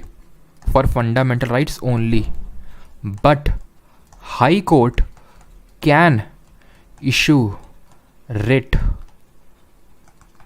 for both fundamental right plus legal right. विधि अधिकार के लिए नहीं है कि अगर मेरे राइट टू प्रॉपर्टी का हनन हुआ तो मैं सुप्रीम कोर्ट के पास नहीं जा सकता हूँ फिर उस केस में डायरेक्टली आर्टिकल 32 का यूज़। फिर मैं ये नहीं बोल सकता कि नहीं ये तो मेरा राइट है, लेकिन मैं हाई कोर्ट जा सकता हूँ और वो रिट इशू कर सकता है, क्योंकि लीगल राइट के मैटर्स पे रिट इशू करने का पावर हाई कोर्ट के पास है। तो दोनों डिफरेंसेस आप समझ गए। एक तो सुप्रीम कोर्ट कभी रिफ्यूज़ नहीं कर सकता रिट इशू करने से फंडामेंटल राइट्स की जब बात आती है तब, और हाई कोर्ट ना सिर्फ फंडामेंटल राइट को इशू के केस में इशू कर सकता है रिट को, बल्कि लीगल राइट का वॉल्यूशन होता है तो भी कर सकता है, बट वो मना कर सकता है। ये पहला वाला बोलता है। खत्म हो गया। अब आई होप यहाँ तक सभी को क्लियर होगा। अब हम यहाँ पे देखेंगे कि हमारी कितने टाइप की रिट होती हैं और उनका मतलब क्या होता है और यहाँ से क्या क्या पोटेंशियल क्वेश्चंस बन सकते हैं एग्जाम में, ठीक है? बस यही लास्ट टॉपिक है आपका। इसके बाद एक एक लाइन के 33, 34 और 35 है। इसको भी ऐसा आपको समझाऊंगा ना, आपको एकदम सारी चीज़ें समझ में आएंगी। और उसके बाद थोड़ा ट्रिक विक देख लेंगे अगर जिसको याद ना। वैसे तो ट्रिक से मैं नहीं बोलूँगा, आप याद करिए इस तरह से, धीरे धीरे याद हो जाएंगे। हम लोग इतने क्वेश्चंस करेंगे, ठीक है? चलो, तो भाई फर्स्ट एक तरह की रिट है हेबियस कॉर्पस। इसका मतलब होता है to have the body of. इसका मतलब होता है to have the body of. इसका लिटरल मीनिंग है to have the body of, यानी उसका शरीर लेके आओ। जैसे फॉर एग्जांपल वही एग्जांपल लेते हैं, मिस्टर ए मिसेस बी के साथ भाग गए, ठीक? भाग गए और बीच में पकड़ लिया मिसेस बी के घर वालों ने। मिस्टर ए को पिटाई कराई, इनको जो है धर लिया। उन्होंने पिटाई करवाई और पुलिस के पास नहीं लिया, धर लिया इनको। अब इनके दोस्त मिस्टर जो ए के जो मिस्टर दोस्त हैं मिस्टर एक्स, उनको पता चला कि यार मेरा दोस्त तो गायब हो गया। उनको ये कानो कान खबर लग गई कि है कहाँ पे वो और इसको किस तरह से किन लोगों ने बंदी बना के रखा है। उस केस में जाएंगे सुप्रीम कोर्ट जारी करेगा हेबियस कॉर्पस और वो बोलेगा उनसे, पुलिस से बोलेगा कि उसका बॉडी सामने प्रस्तुत करो यहाँ पे, to have the body of. यानी कि जब किसी का अनलॉफुल डिटेंशन हो जाता है, यानी कि कानून के हिसाब से डिटेंशन नहीं होता है, तो उस केस में हेबियस कॉर्पस को इशू किया जाता है। इसका मतलब होता है to have the body of, इसको याद रखिएगा लिटरल मीनिंग को, to release a person who has been detained unlawfully whether in prison और इन प्राइवेट कस्टडी। मैंडमस की बात करते हैं। मैंडमस का मतलब होता है वी कमांड, यानी हम तुम्हें कमांड कर रहे हैं। ये कब कमांड दिया जाता है? जैसे फॉर एग्जाम्पल कोई गवर्नमेंट का आदमी है, वो काम नहीं कर रहा है, जो मैंडेटरी काम है, मैंडमस कहाँ से आया? मैंडेटरी से। तो मैंडेटरी काम को अगर कोई नहीं कर रहा है तो सुप्रीम कोर्ट या हाई कोर्ट बोल सकता है कि we command you to do that work. आप कोई डॉक्यूमेंट बनवाने गए और कोई डॉक्यूमेंट बना ही नहीं रहा है, जबकि उसको बनाना चाहिए कायदे से, उसका काम है वो, तो फिर उस केस में इशू की जा सकती है वी कमांड। ठीक। सर्श्योरी की अगर बात करें, अब देखो कुछ एक्सेप्शंस हैं। मैंडमस में क्या एक्सेप्शन हो सकता है कि अगर मान लो कि कोई प्राइवेट वर्क है, जैसे फॉर एग्जांपल मेरा काम है कि या फिर मेरा ड्यूटी है कि 11 AM पे क्लास लेना है, लेकिन मैंने फॉर एग्जांपल क्लास लेने से मना कर दिया, 7 PM में क्लास लेने से मना कर दिया, तो आप कोर्ट में नहीं जा सकते हैं कि इनको तो क्लास लेना चाहिए 11 बजे से, लेकिन ये तो क्लास ही नहीं ले रहे हैं, क्योंकि मैं प्राइवेट संस्था हूँ, एक तरह से बोल सकते हैं आप। ठीक है, ये रेट इशू वहाँ नहीं की जा सकती जहाँ पे वर्क मैंडेटरी नहीं है। ठीक है, तो उस केस में भी, लेकिन एक्सेप्शंस आपसे नहीं पूछता, वो यूपीएससी वगैरह एग्जाम में पूछे जाते हैं। बस आप लिटरल मीनिंग याद रखो कि इनका मतलब क्या होता है। Habeas corpus to have the body of, जब अनलॉफुल डिटेंशन होता है। मैंडमस मतलब मैंडेटरी काम को नहीं कर रहा है, वी कमांड। ठीक है, प्रोहिबिशन को पढ़ो, सर्श्योरी को बाद में आएंगे। प्रोहिबिशन का मतलब होता है टू फॉरबिड, किसी को मना करना कुछ काम करने से। जैसे कि इस केस में क्या होता है, जो हायर कोर्ट होता है, याद रखिए हायर कोर्ट, मैं हाई कोर्ट नहीं बोल रहा हूँ, हायर कोर्ट। जैसे कि फॉर एग्जांपल सुप्रीम कोर्ट है, ये लोअर कोर्ट को बोल सकता है, मान लेते हैं लोअर कोर्ट है इस केस में हाई कोर्ट, उसको बोल सकता है कि अपने क्षेत्राधिकार में रहो, उछलो मत ज़्यादा। ठीक है, यानी कि उसको मना करता है कि अपने जुरिस्डिक्शन से बाहर मत निकलो। सर्श्योरी इसका बड़ा भाई होता है प्रोहिबिशन का, इसका मतलब होता है टू बी सर्टिफाइड ऑफ। इसमें होता है कि जैसे लोअर कोर्ट जो है इस केस में, चलिए मान लेते हैं, इस केस में हम एग्जांपल ले लेते हैं हायर कोर्ट, इस केस में मान लेते हैं हाई कोर्ट है, हायर कोर्ट मान लेते हैं इस केस में हाई कोर्ट, और नीचे का कोई डिस्ट्रिक्ट कोर्ट है। डिस्ट्रिक्ट कोर्ट अपने जुरिस्डिक्शन से बाहर निकल गया, इसको मतलब मान लेते हैं कि ये अधिकार नहीं कि फांसी की सज़ा दे सके, इसने फांसी की सज़ा दे डाली, तो उस केस में हायर कोर्ट बोलेगा, ये हाई कोर्ट भी हो सकता है, सुप्रीम कोर्ट भी हो सकता है, कोई भी, वो बोलेगा एक तो पहले क्वैश कर देगा उसके ऑर्डर को, ख़त्म, उसके ऑर्डर को समाप्त कर देगा कि जो तुमने दिया ना ऑर्डर, इसको हम पहले समाप्त करते हैं और ये जो केस तुम डील कर रहे थे उसको अपने अंडर में लाते हैं। यानी प्रोहिबिशन में क्या हुआ, प्रोहिबिशन में सिर्फ मना किया कि रुक जाओ वहीं पे। सर्श्योरी में क्या क्या कहा, सर्श्योरी में क्योंकि वो चला गया है, रुकने की अब बात ही नहीं आती, वो अपने जुरिस्डिक्शन को क्रॉस कर चुका है, तो पहली बात तो उस ऑर्डर जो दिए हैं उसने उसको ख़त्म करेगा, प्लस उस केस को अपने अंडर में ले लेगा। यानी कि सर्श्योरी बड़ा भाई है प्रोहिबिशन का। क्यों वारंटो आखिरी रेट है, क्यों क्यों क्यों बैठे हो तुम यहाँ पे, वॉट इज़ योर अथॉरिटी, यानी बाई वॉट अथॉरिटी ऑफ, इसका लिटरल मीनिंग है क्या, इसका लिटरल मीनिंग है बाई वॉट अथॉरिटी ऑफ, यानी कि तुमको किसने दी अथॉरिटी यहाँ पे बैठने की। यानी कि जब कोई पर्सन कोई एक पब्लिक ऑफिस होल्ड करता है जिसके लिए वो एंटाइटल्ड नहीं है, तब ये क्यों वारंटो रेट जारी करते हैं हमारे कोर्ट की, क्यों बैठे हो, बाई वॉट अथॉरिटी ऑफ, क्यों। ठीक है, तो मैंडमस मैंडेटरी काम नहीं कर रहा है, क्यों मतलब क्यों यहाँ पे बैठे हो, यानी कि पब्लिक ऑफिस कोई होल्ड कर रहा है। प्रोहिबिशन प्रोहिबिट करना, मना करना, प्रोहिबिशन का बड़ा भाई certiorari to be certified of. क्लियर हो गया सबको, क्लियर है सभी को रेट। अब इनके भी एक्सेप्शंस हैं, एक्सेप्शंस पे हमें जाने की ज़रूरत नहीं है। जैसे कि जो हमारे क्यों वारंट, जैसे फॉर एग्जांपल बात करें प्रोहिबिशन, तो जो हमारी एडमिनिस्ट्रेटिव बॉडीज़ हैं उनके खिलाफ प्रोहिबिशन जारी वो नहीं की जा सकती। अब मैं तुम्हें एडमिनिस्ट्रेटिव बताऊंगा, फिर तुम बोलोगे एडमिनिस्ट्रेटिव क्या, फिर मैं तुम्हें बताऊंगा ये सारी चीज़ें होती हैं, तो पूछता ही नहीं तो फिर क्यों पढ़ना। क्लियर है। क्वाज़ाई जुडिशियल अथॉरिटी का मतलब पंकज सिंह ये होता है कि वो अथॉरिटी, जैसे फॉर एग्जांपल हमारा फाइनेंस कमीशन हो गया, क्वाज़ाई जुडिशियल है, यानी कि जो जुडिशियल नहीं है। जुडिशियल कौन होती है, Supreme court, high court, district court, ये जुडिशरी है। लेकिन कोई एक ऐसी संस्था जिसके पास जुडिशरी के कुछ पावर हैं, जैसे उसने किसी को पनिश कर दिया, दंड दे दिया, तो वो क्वाज़ाई जुडिशियल कहलाती है, यानी आधी अधूरी जुडिशियल। क्लियर है। और ये हिंदी में कहलाती हैं हेबियस कॉर्पस बंदी प्रत्यक्षीकरण, मैंडमस परमादेश रिट, प्रोहिबिशन प्रतिषेध रिट, रिट ऑफ सेशरी उत्प्रेषण और क्यों वारंटो अधिकार परीक्षा। आप जरा ये बताइए रिट हमने किस कंट्री कॉन्स्टिट्यूशन से ली है। 3 में छोटे छोटे और आर्टिकल जो 33, 34, 35 है वो बताता हूँ, और उसके बाद क्वेश्चन करेंगे दबा के एकदम खटाखट खटाखट खटाखट। 33, 34 और 35।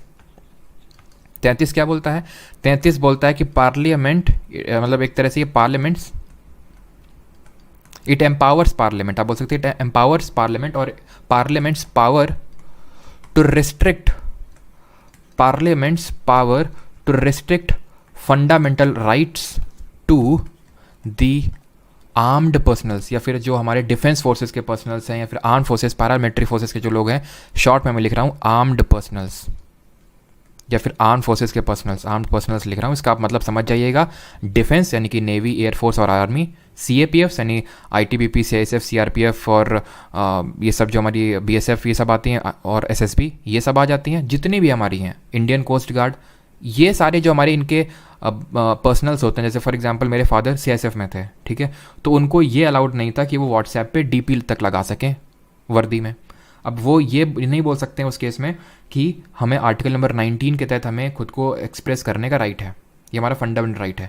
क्यों? क्योंकि आर्टिकल 33 के तहत पार्लियामेंट के पास, सिर्फ ये पार्लियामेंट के पास पावर है कि वो आर्म फोर्सेस के पर्सनल्स के लिए फंडामेंटल राइट्स को, मौलिक अधिकारों को रिस्ट्रिक्ट कर सकता है। तो इसीलिए you should have the respect towards those arm forces personal, because उनके काफ़ी सारे राइट्स रिस्ट्रिक्टेड होते हैं। जिनके यहाँ पे कोई होगा उन्हें पता है कि कितने दर्द और पीड़ा सह सह के, अब ऑफिसर लेवल पे तो चलो ठीक है, लेकिन जो नीचे लेवल पे होता है, क्योंकि मेरे फादर थे इस वजह से मुझे थोड़ा पता है, और काफ़ी चीज़ें नहीं पता थी। कि मैं जैसे कि एक आए थे, अब चलो बस शेयर करता हूँ आपके साथ, सब इंस्पेक्टर आए थे एक, ठीक है, उन्होंने मतलब मुझसे ये बोला कि आपके पापा ने आपको, मतलब हम लोग के साथ क्या क्या होता है आपको, मतलब हम लोग घर में बताते ही नहीं है कभी हम लोग के साथ क्या क्या चीज़ें होती हैं, और आपके पापा मैंने कभी आपको साथ वो चीज़ शेयर नहीं की होगी, क्योंकि वो हम शेयर कर ही नहीं सकते, इतने ऐसी ऐसी चीज़ें हम लोग के साथ होती हैं।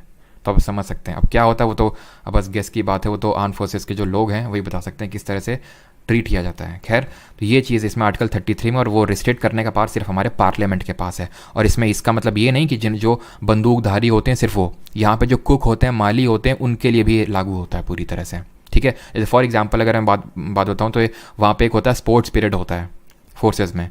कई यूनिट्स में ऐसा हो रखा है कि स्पोर्ट्स पीरियड में वहाँ पे मीनियल टास्क करवाते हैं, जैसे यूनिट मेंटेनेंस का काम करवाते हैं, कि साफ़ सफाई करो यूनिट की, ये सब करवाते हैं, ठीक है, ये हालत है। खैर, आर्टिकल 34 की अगर बात करें तो ये बात करता है रिस्ट्रिक्शन ऑफ, ठीक है, restriction on fundamental rights during या फिर while martial law is in force,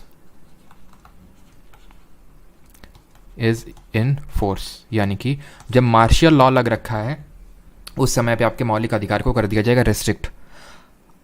emergency के टाइम पे फंडामेंटल जो रिस्ट्रिक्ट होते हैं वो अलग आर्टिकल है, आर्टिकल 358 एंड 359। वो जब इमरजेंसी पढ़ेंगे तो वहाँ देखेंगे, यहाँ मार्शल लॉ से डील करता है। सर, मार्शल लॉ और इमरजेंसी में अंतर क्या है? जैसे फॉर एग्जांपल मार्शल लॉ एक पर्टिकुलर स्पेसिफिक पार्ट में होता है।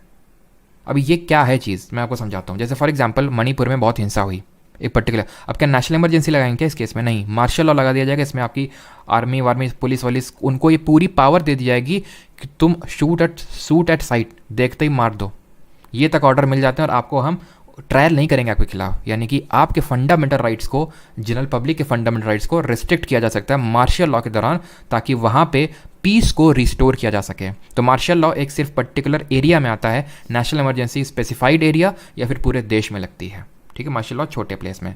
35 आखिरी हमारा, एंड ये आर्टिकल 12 से 35 याद करिए। तो 35वां बोलता है पावर, आखिरी राइट है हमारा, power to make laws, to give effect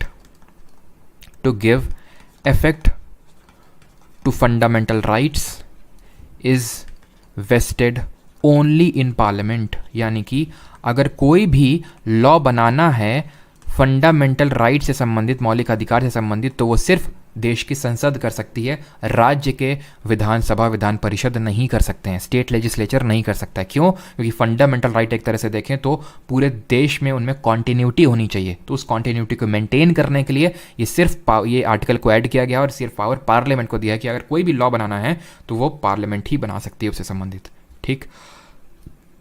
अब एक आखिरी जो पॉइंट है वो देख लेते हैं, rights available to only to citizens. तो हमारे कुछ ऐसे मौलिक अधिकार हैं जो सिर्फ और सिर्फ, ट्रिक बता दें क्या पहले? ट्रिक यार छोटी सी है, देख लो। वैसे मैं ट्रिक बोलूँगा तो नहीं, कुछ हो सकता है आपको इससे राइट हो याद हो जाएंगे।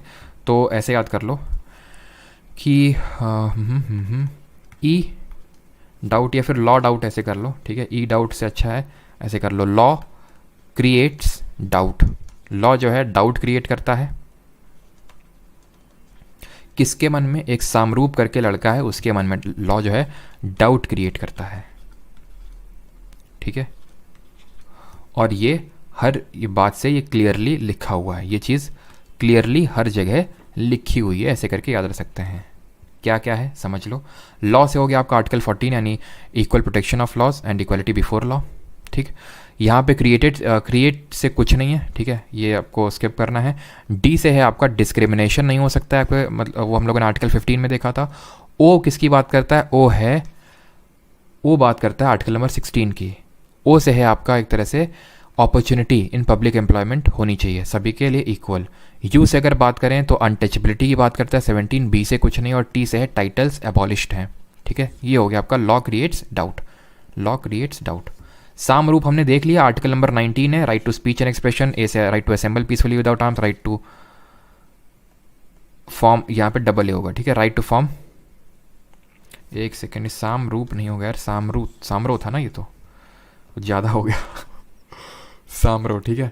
Right to speech and expression, right to freedom of assemble peacefully without arms, right to form associations, right to freedom of movement, right to reside and settle in any part of India, right to occupation या फिर profession.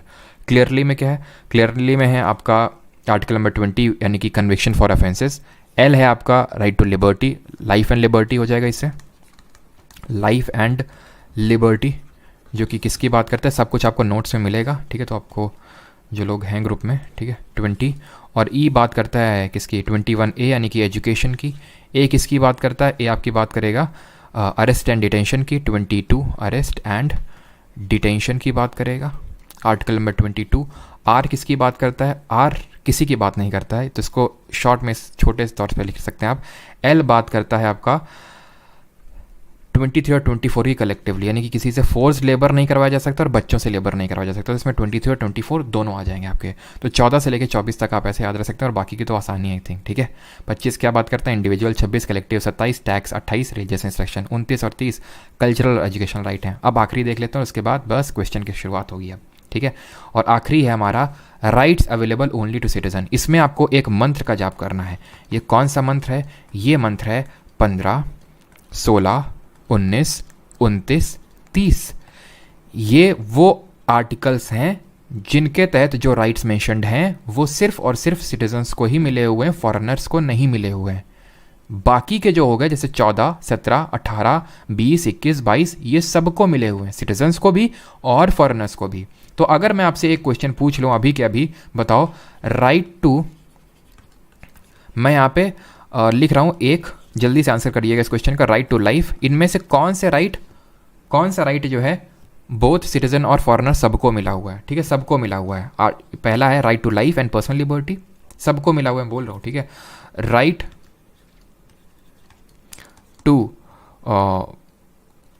To form association, right to form association, और prohibition of child labour in hazardous works, child labour. अब इसमें से बताइए all को कौन सा मिला हुआ है। तो आपको कुछ नहीं करना है, जब भी इस तरह का क्वेश्चन आ जाए आगे आर्टिकल लिख लो। 21 ये क्या है, 19 है, याद करो 19 सब क्लॉज 3, ठीक है। और ये क्या है, चाइल्ड लेबर 24। मैंने आपको एक मंत्र दिया है 15, 16, 19, 29, 30, ये मिले हुए सिर्फ 15, 16, 19, 29, 30, 15, 16, 19, 29, 30, 19, यानी यही सिर्फ सिटीजन को मिला हुआ, 1 और 3 सबको मिला हुआ है, खत्म। तो अगर आपको ये मंत्र याद है 15, 16, 19, 29, 30 वाला, तो कोई भी आपसे राइट लिख के पूछ दे, उसके सामने उसका आर्टिकल लिखो और बस उससे मैचअप कर लो, खत्म, आप क्वेश्चन करो, खत्म हो गया आपका राइट पूरा चैप्टर, ठीक है। और ये टॉपिक नंबर यहाँ पे 2 लिखा हुआ है गलती से, टॉपिक नंबर हम लोग का ये 4 है। अब करिए जल्दी जल्दी से क्वेश्चन को अटैम्प्ट, खत्म हो गया। हिंदी में बताया करो, हिंदी में मैं कोशिश करता हूँ अंकित जाट, बाकी तो जो लोग होंगे ऐप में, अगर आप होंगे तो हिंदी में भी प्रॉपर नोट्स मिलते हैं, जो हिंदी के नोट्स मिलते हैं उसमें हिंदी ही प्योर रहता है, एक वर्ड आपको इंग्लिश का नहीं मिलता होगा, ठीक है। तो fundamental right are mention in which part of the constitution of India, part 3। जल्दी जल्दी करते हैं, एकदम टाइम नहीं लगाना है, फिर इसीलिए आराम से किए थे। विच पार्ट ऑफ कॉन्स्टिट्यूशन, और फिर आपको स्कोर भी बताना है, ध्यान रखना स्कोर भी बताना है, ऐसे नहीं कि बस कर रहे हैं, स्कोर कैलकुलेट करना कितने सही कितने गलत। Magna Carta, which part of the Indian constitution is known as Magna Carta, तो मैग्ना कार्टा ऑफ यूएसए से हमने बोरो किया फंडामेंटल राइट, पार्ट 3। पार्ट 2 में क्या है, सिटीजनशिप, नागरिकता। Under which article fundamental rights have been provided to citizen, कौन सा है, 112, 115, 12, 35, 222 से 235, 12 से 35, खत्म। Which article of Constitution of India declare that laws inconsistent with Part 3 before the commencement of the Constitution of India 1950 are void? Bharat के संविधान का कौन सा अनुच्छेद घोषित करता है कि भारत के संविधान 1950 के प्रारंभ से पहले भाग 3 के साथ असंगत कानून शून्य है। जल्दी से बताइए आंसर क्या होगा। आंसर होगा आपका, अरे आर्टिकल 13, ठीक है, चल क्यों नहीं रहा है, आर्टिकल 13, ठीक है। 17 किसकी बात करता है, अनटचेबिलिटी की। 19 आपके 6 राइट्स के बारे में बात करता है। ये बताइए 5th नंबर।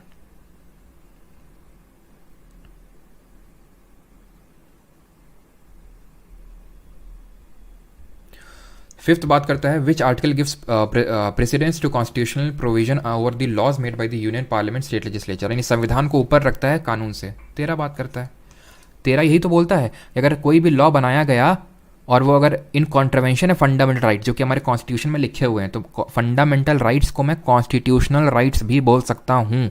रीज़न क्या है, रीज़न ये है कि वो कॉन्स्टिट्यूशन में लिखे हुए हैं इसलिए। क्लियर है, तो ऑप्शन नंबर ए सही आंसर होगा। 32 हमने देखा, राइट टू कॉन्स्टिट्यूशनल रेमेडीज, जिसके तहत सुप्रीम कोर्ट रेट इशू करता है। 6th नंबर करिए जल्दी से।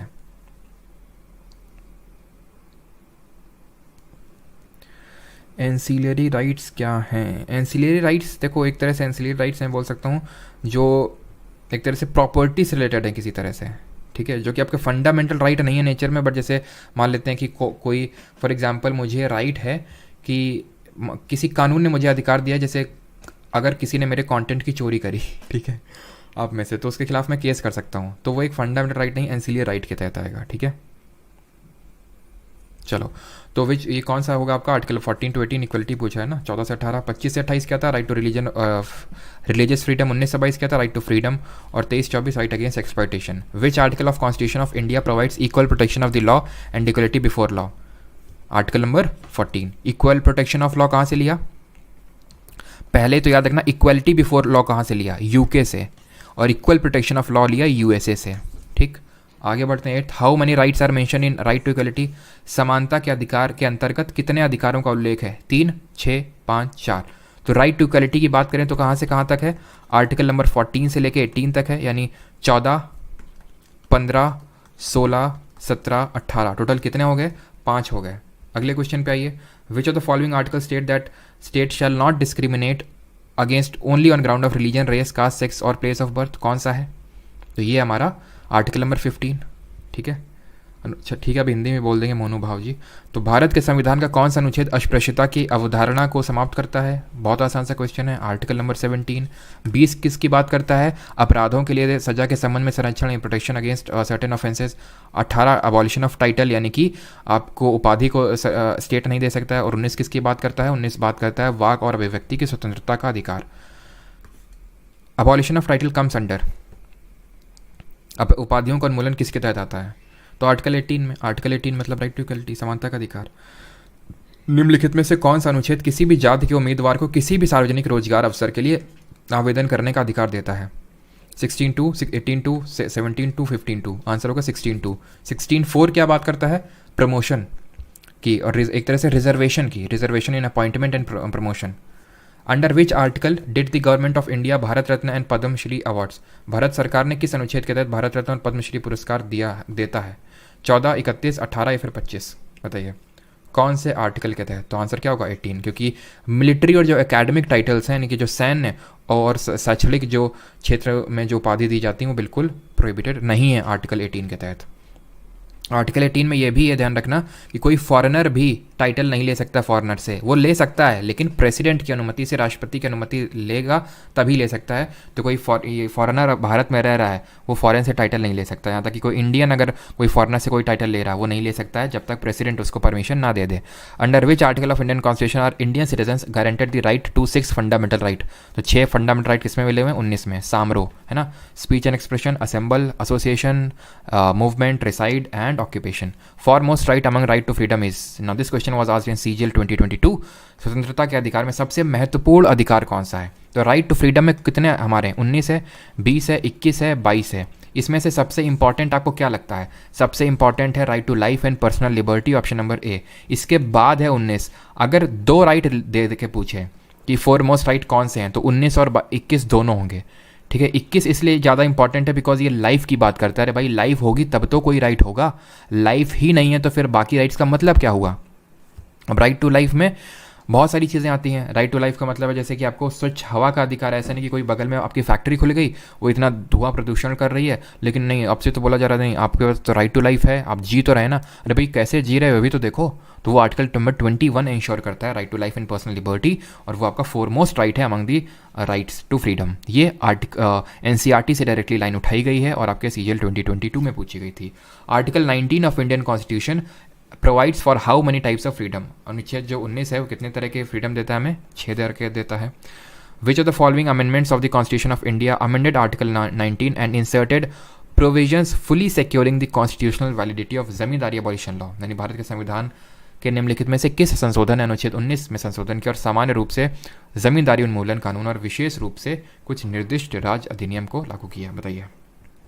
तो ये हमारा amendment number. Enforceable means in is F R enforceable. बिल्कुल मंदाकिनी जी, एफ आर एनफोर्सिएबल है और उसका मतलब है आप कोर्ट में जा सकते हैं और उसके विरुद्ध आपको न्याय मिलेगा, जो कि आपको प्रियम्बल में नहीं मिलता, डीपीएसपी में नहीं मिलता और ना ही फंडामेंटल ड्यूटी में मिलता है। ठीक है, आंसर इसका फर्स्ट अमेंडमेंट होगा जो 1951 में हुआ था। याद करिए 9th शेड्यूल को हमने पढ़ा था टीयर्स ऑफ ओल्ड पीएम, पढ़ा था tears of old PM, municipality, panchayat, defection, और ये क्या था? ये था आपका ओल्ड, ये था आपका लैंड रेवेन्यू, एक तरह से लैंड से संबंधित था, यानी कि एबॉलिशन ऑफ जमींदारी हुआ था। याद करिए, इससे आपका फर्स्ट शेड्यूल को जोड़ा गया था जिसमें कि आपका जमींदारी वगैरह के बारे में एबॉलिशन दिया गया था। तो फर्स्ट अमेंडमेंट होगा ऑप्शन नंबर बी।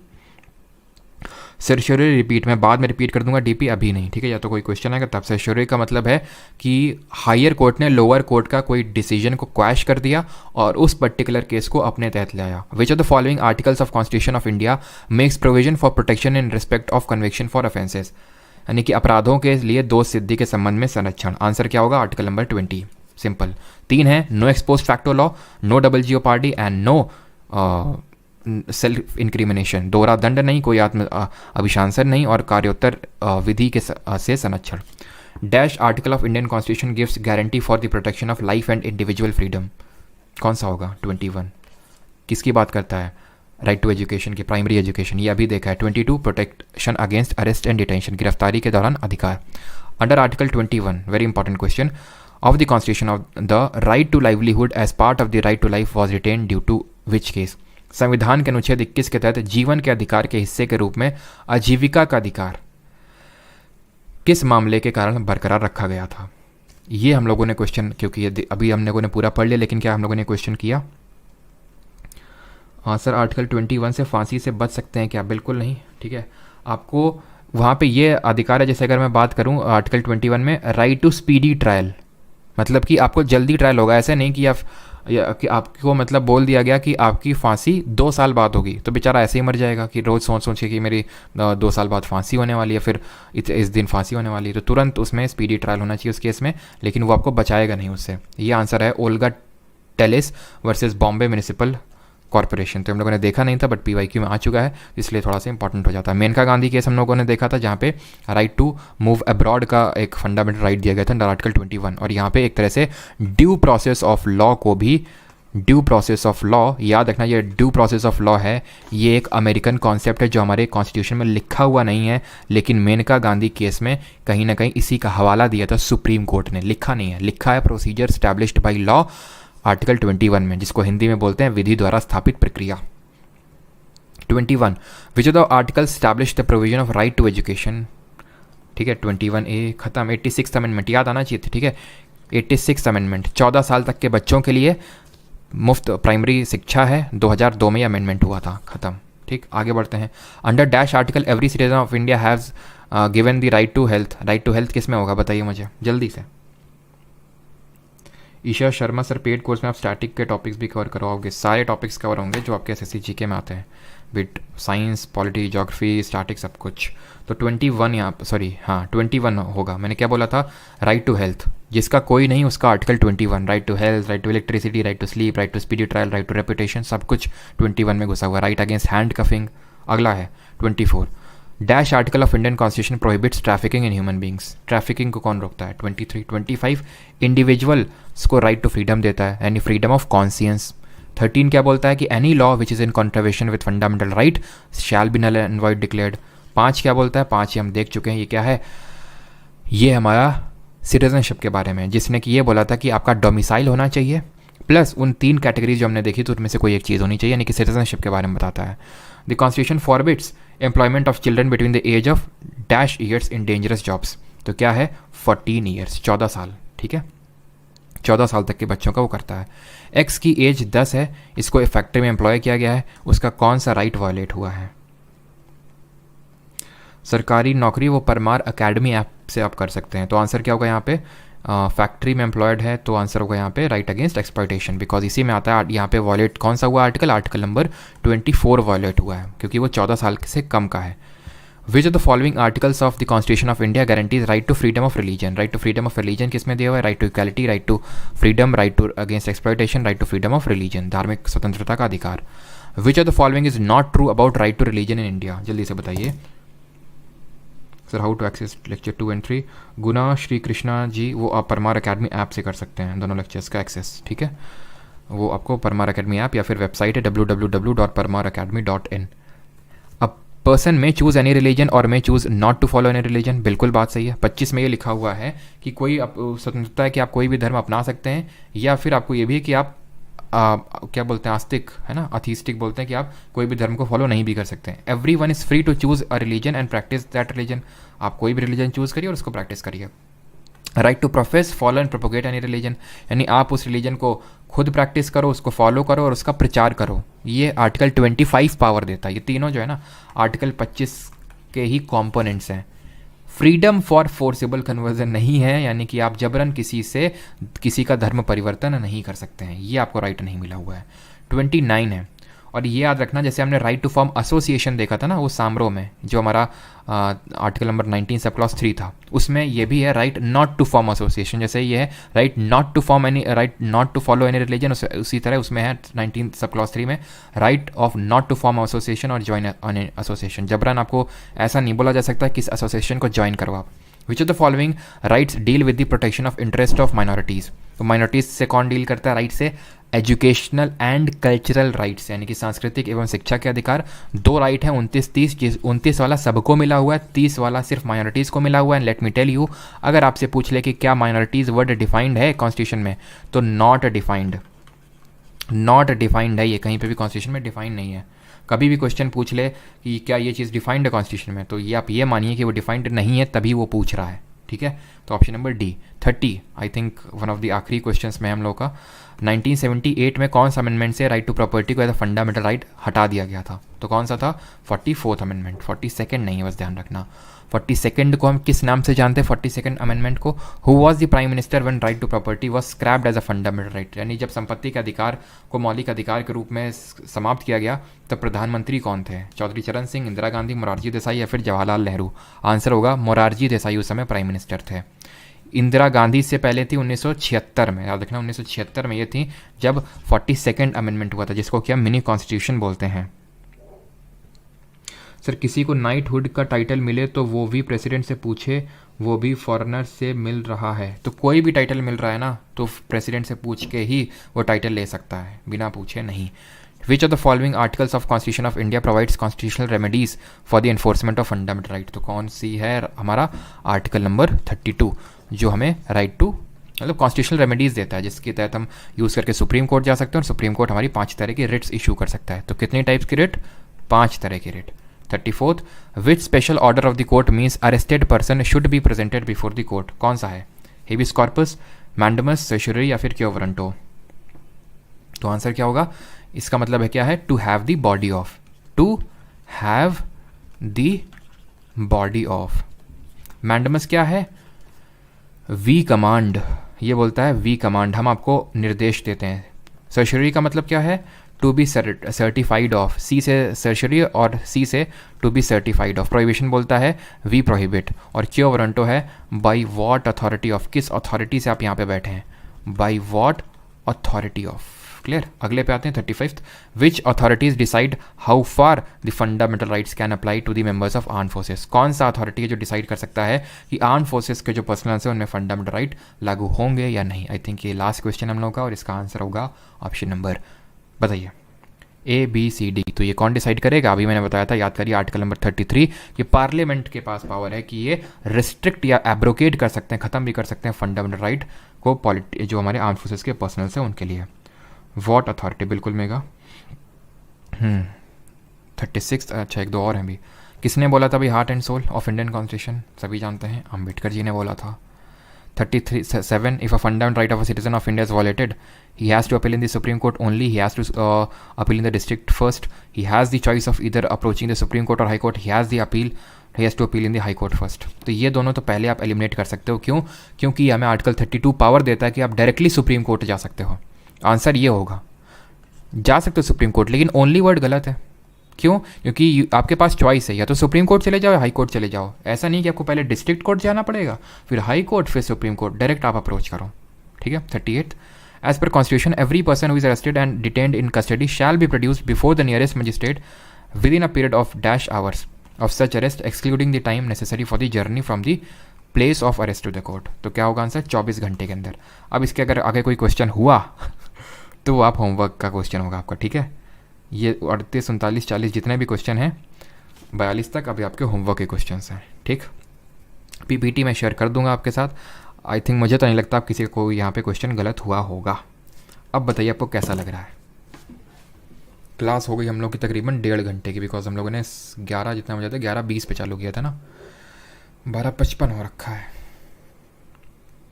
लेकिन अब जो आप कॉन्फिडेंट फील क्या है question, sir martial law and AFSPA में क्या डिफरेंस है? आफ्सपा एक परमानेंट लॉ है, मार्शल लॉ एक तरह से बोल सकते हैं। आफ्सपा एक पावर देता है, arm forces special powers act है ये आर्म फोर्सेस पर्सनल्स को पावर देता है कि जब मार्शल लॉ फोर्स में होगा, आर.एन. वर्मा, जब मार्शल लॉ फोर्स में होगा तो आफ्सपा इन जनरल भी, जैसे फॉर एग्जांपल कश्मीर में आफ्सपा लागू है कुछ पार्ट्स में, नॉर्थ ईस्ट में कुछ राज्यों में आफ्सपा लागू है। दैट डजंट मीन कि वहाँ पे मार्शल लॉ लगा हुआ है, बट मार्शल लॉ के केस में एक्सट्रीम आपको पावर दी जा सकती है जो हमारे आर्म फोर्सेस के पर्सनल्स हैं कि आप कुछ भी करो, आपको हम कोई आप एक तरह से मार्शल लॉ से फंडामेंटल राइट लोगों के रिस्ट्रिक्ट हो जाते हैं और कोई कार्रवाई नहीं होती हमारे आर्म फोर्सेस के पर्सनल्स के विरुद्ध। आफ्सपा में भी कुछ यही है, लेकिन ऐसा नहीं कि उसके लिए मिलिट्री लॉ ज़रूरी है। जैसे फॉर एग्जांपल कई सर नागालैंड में क्या मिलिट्री रूल लगा हुआ है, मार्शल लॉ लगा हुआ है? नहीं, बट वहाँ पे आफ्सपा लागू है। यानी वहाँ पे हमारे आर्म फोर्सेस के जो पर्सनल्स उनके पास स्पेशल पावर है कि वो एक तरह से इंक्वायरी कर सकते हैं बिना वारंट के, सूट एट साइट कर सकते हैं, बट वो इन जनरल है। ऐसा नहीं कि वो मार्शल लॉ है तब है वो लॉ, ठीक है। कोर्स अर्जुन तिवारी पूरी कोशिश है कि 31 दिसंबर 2022 तक, बिकॉज आप देख रहे हैं कि किस स्पीड से हम लोग चल रहे हैं और कुछ छूट भी नहीं रहा और सारी चीज़ें कैसे से कर रहे हैं। परमार एसएससी सुपर चैट मतलब sir Mahatma Gandhi father of nation. Sir explain what is writ हैं, एक्सप्लेन व्हाट इज़ रिट। तो आप क्या कह रहे हो, मतलब फिर से मैं फंडामेंटल राइट ना चालू कर दें? भाई रिट होती हैं, एक स्पेशल पावर होती हैं या फिर एक्स्ट्रा पावर्स दी गई हमारी कोर्ट को, इसलिए दी गई हैं ताकि वो जनता के मौलिक अधिकारों को प्रोटेक्ट कर सकें। किससे? स्टेट से या फिर किसी इंडिविजुअल से उनके मौलिक अधिकारों को प्रोटेक्ट कर सकें। ये स्पेशल पावर दी गई हैं कोर्ट्स को थ्रू दी रिट, जो कि हमने बोरो किया है यूके से। Habeas corpus, mandamus, prohibition, certiorari, quo warranto, 5 तरह के रिट हैं जो हमारी कोर्ट्स इशू कर सकते हैं हमारे मौलिक अधिकारों को प्रोटेक्ट करने के लिए। सिंपल, अभी तक तो वही देख रहे थे हम। प्रीति शाह जी, और जो भी को कोर्स के रिगार्डिंग इन्फो चाहिए, नहीं होगा तो मैं डिस्क्रिप्शन में लिंक डाल दिया करूँगा, रोज़ रोज़ मुझे बताना पड़ता है। आप वीडियो जाके चेकआउट कर सकते हैं, कि वीडियो आप देखेंगे आपको मिलेगा, और वो वीडियो होगा किस नाम से, वीडियोज़ में पड़ा होगा, एंड दैट विल बी, किस नाम से होगा वीडियो, एक सेकेंड, वो वीडियो लेटेस्ट वीडियो होगा। लाइव में मत जाइएगा, वीडियो सेक्शन में जाइएगा, वहाँ होगा this video will end all your pain, इस तरह से।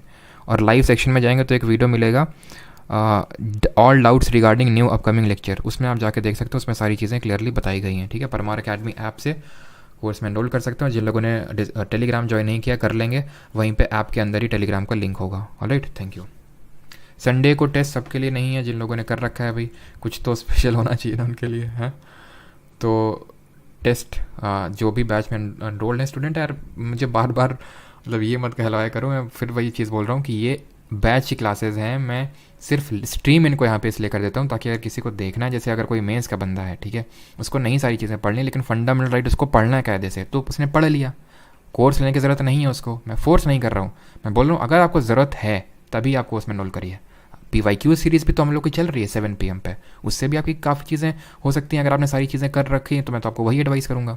यहाँ पे क्या कि आपको नोट्स, ये रिकॉर्डिंग्स मिल जाएंगी, ये PPT मिल जाएगी, ये नोट्स मिल जाएंगे, और जो क्विजेज़ हुआ करेंगी वीकली बेसिस पे वो आपकी रहेंगी, ठीक है, ऑलराइट। और अगर कोई जो स्पेशल सेशन हम लोग रखेंगे टेलीग्राम पे तो वो आपका वहीं पे हो जाएगा, ठीक है। बाकी जिसको एनरोल करना है, परमार अकेडमी ऐप है, ठीक है, गूगल प्ले स्टोर से डाउनलोड कर सकते हैं।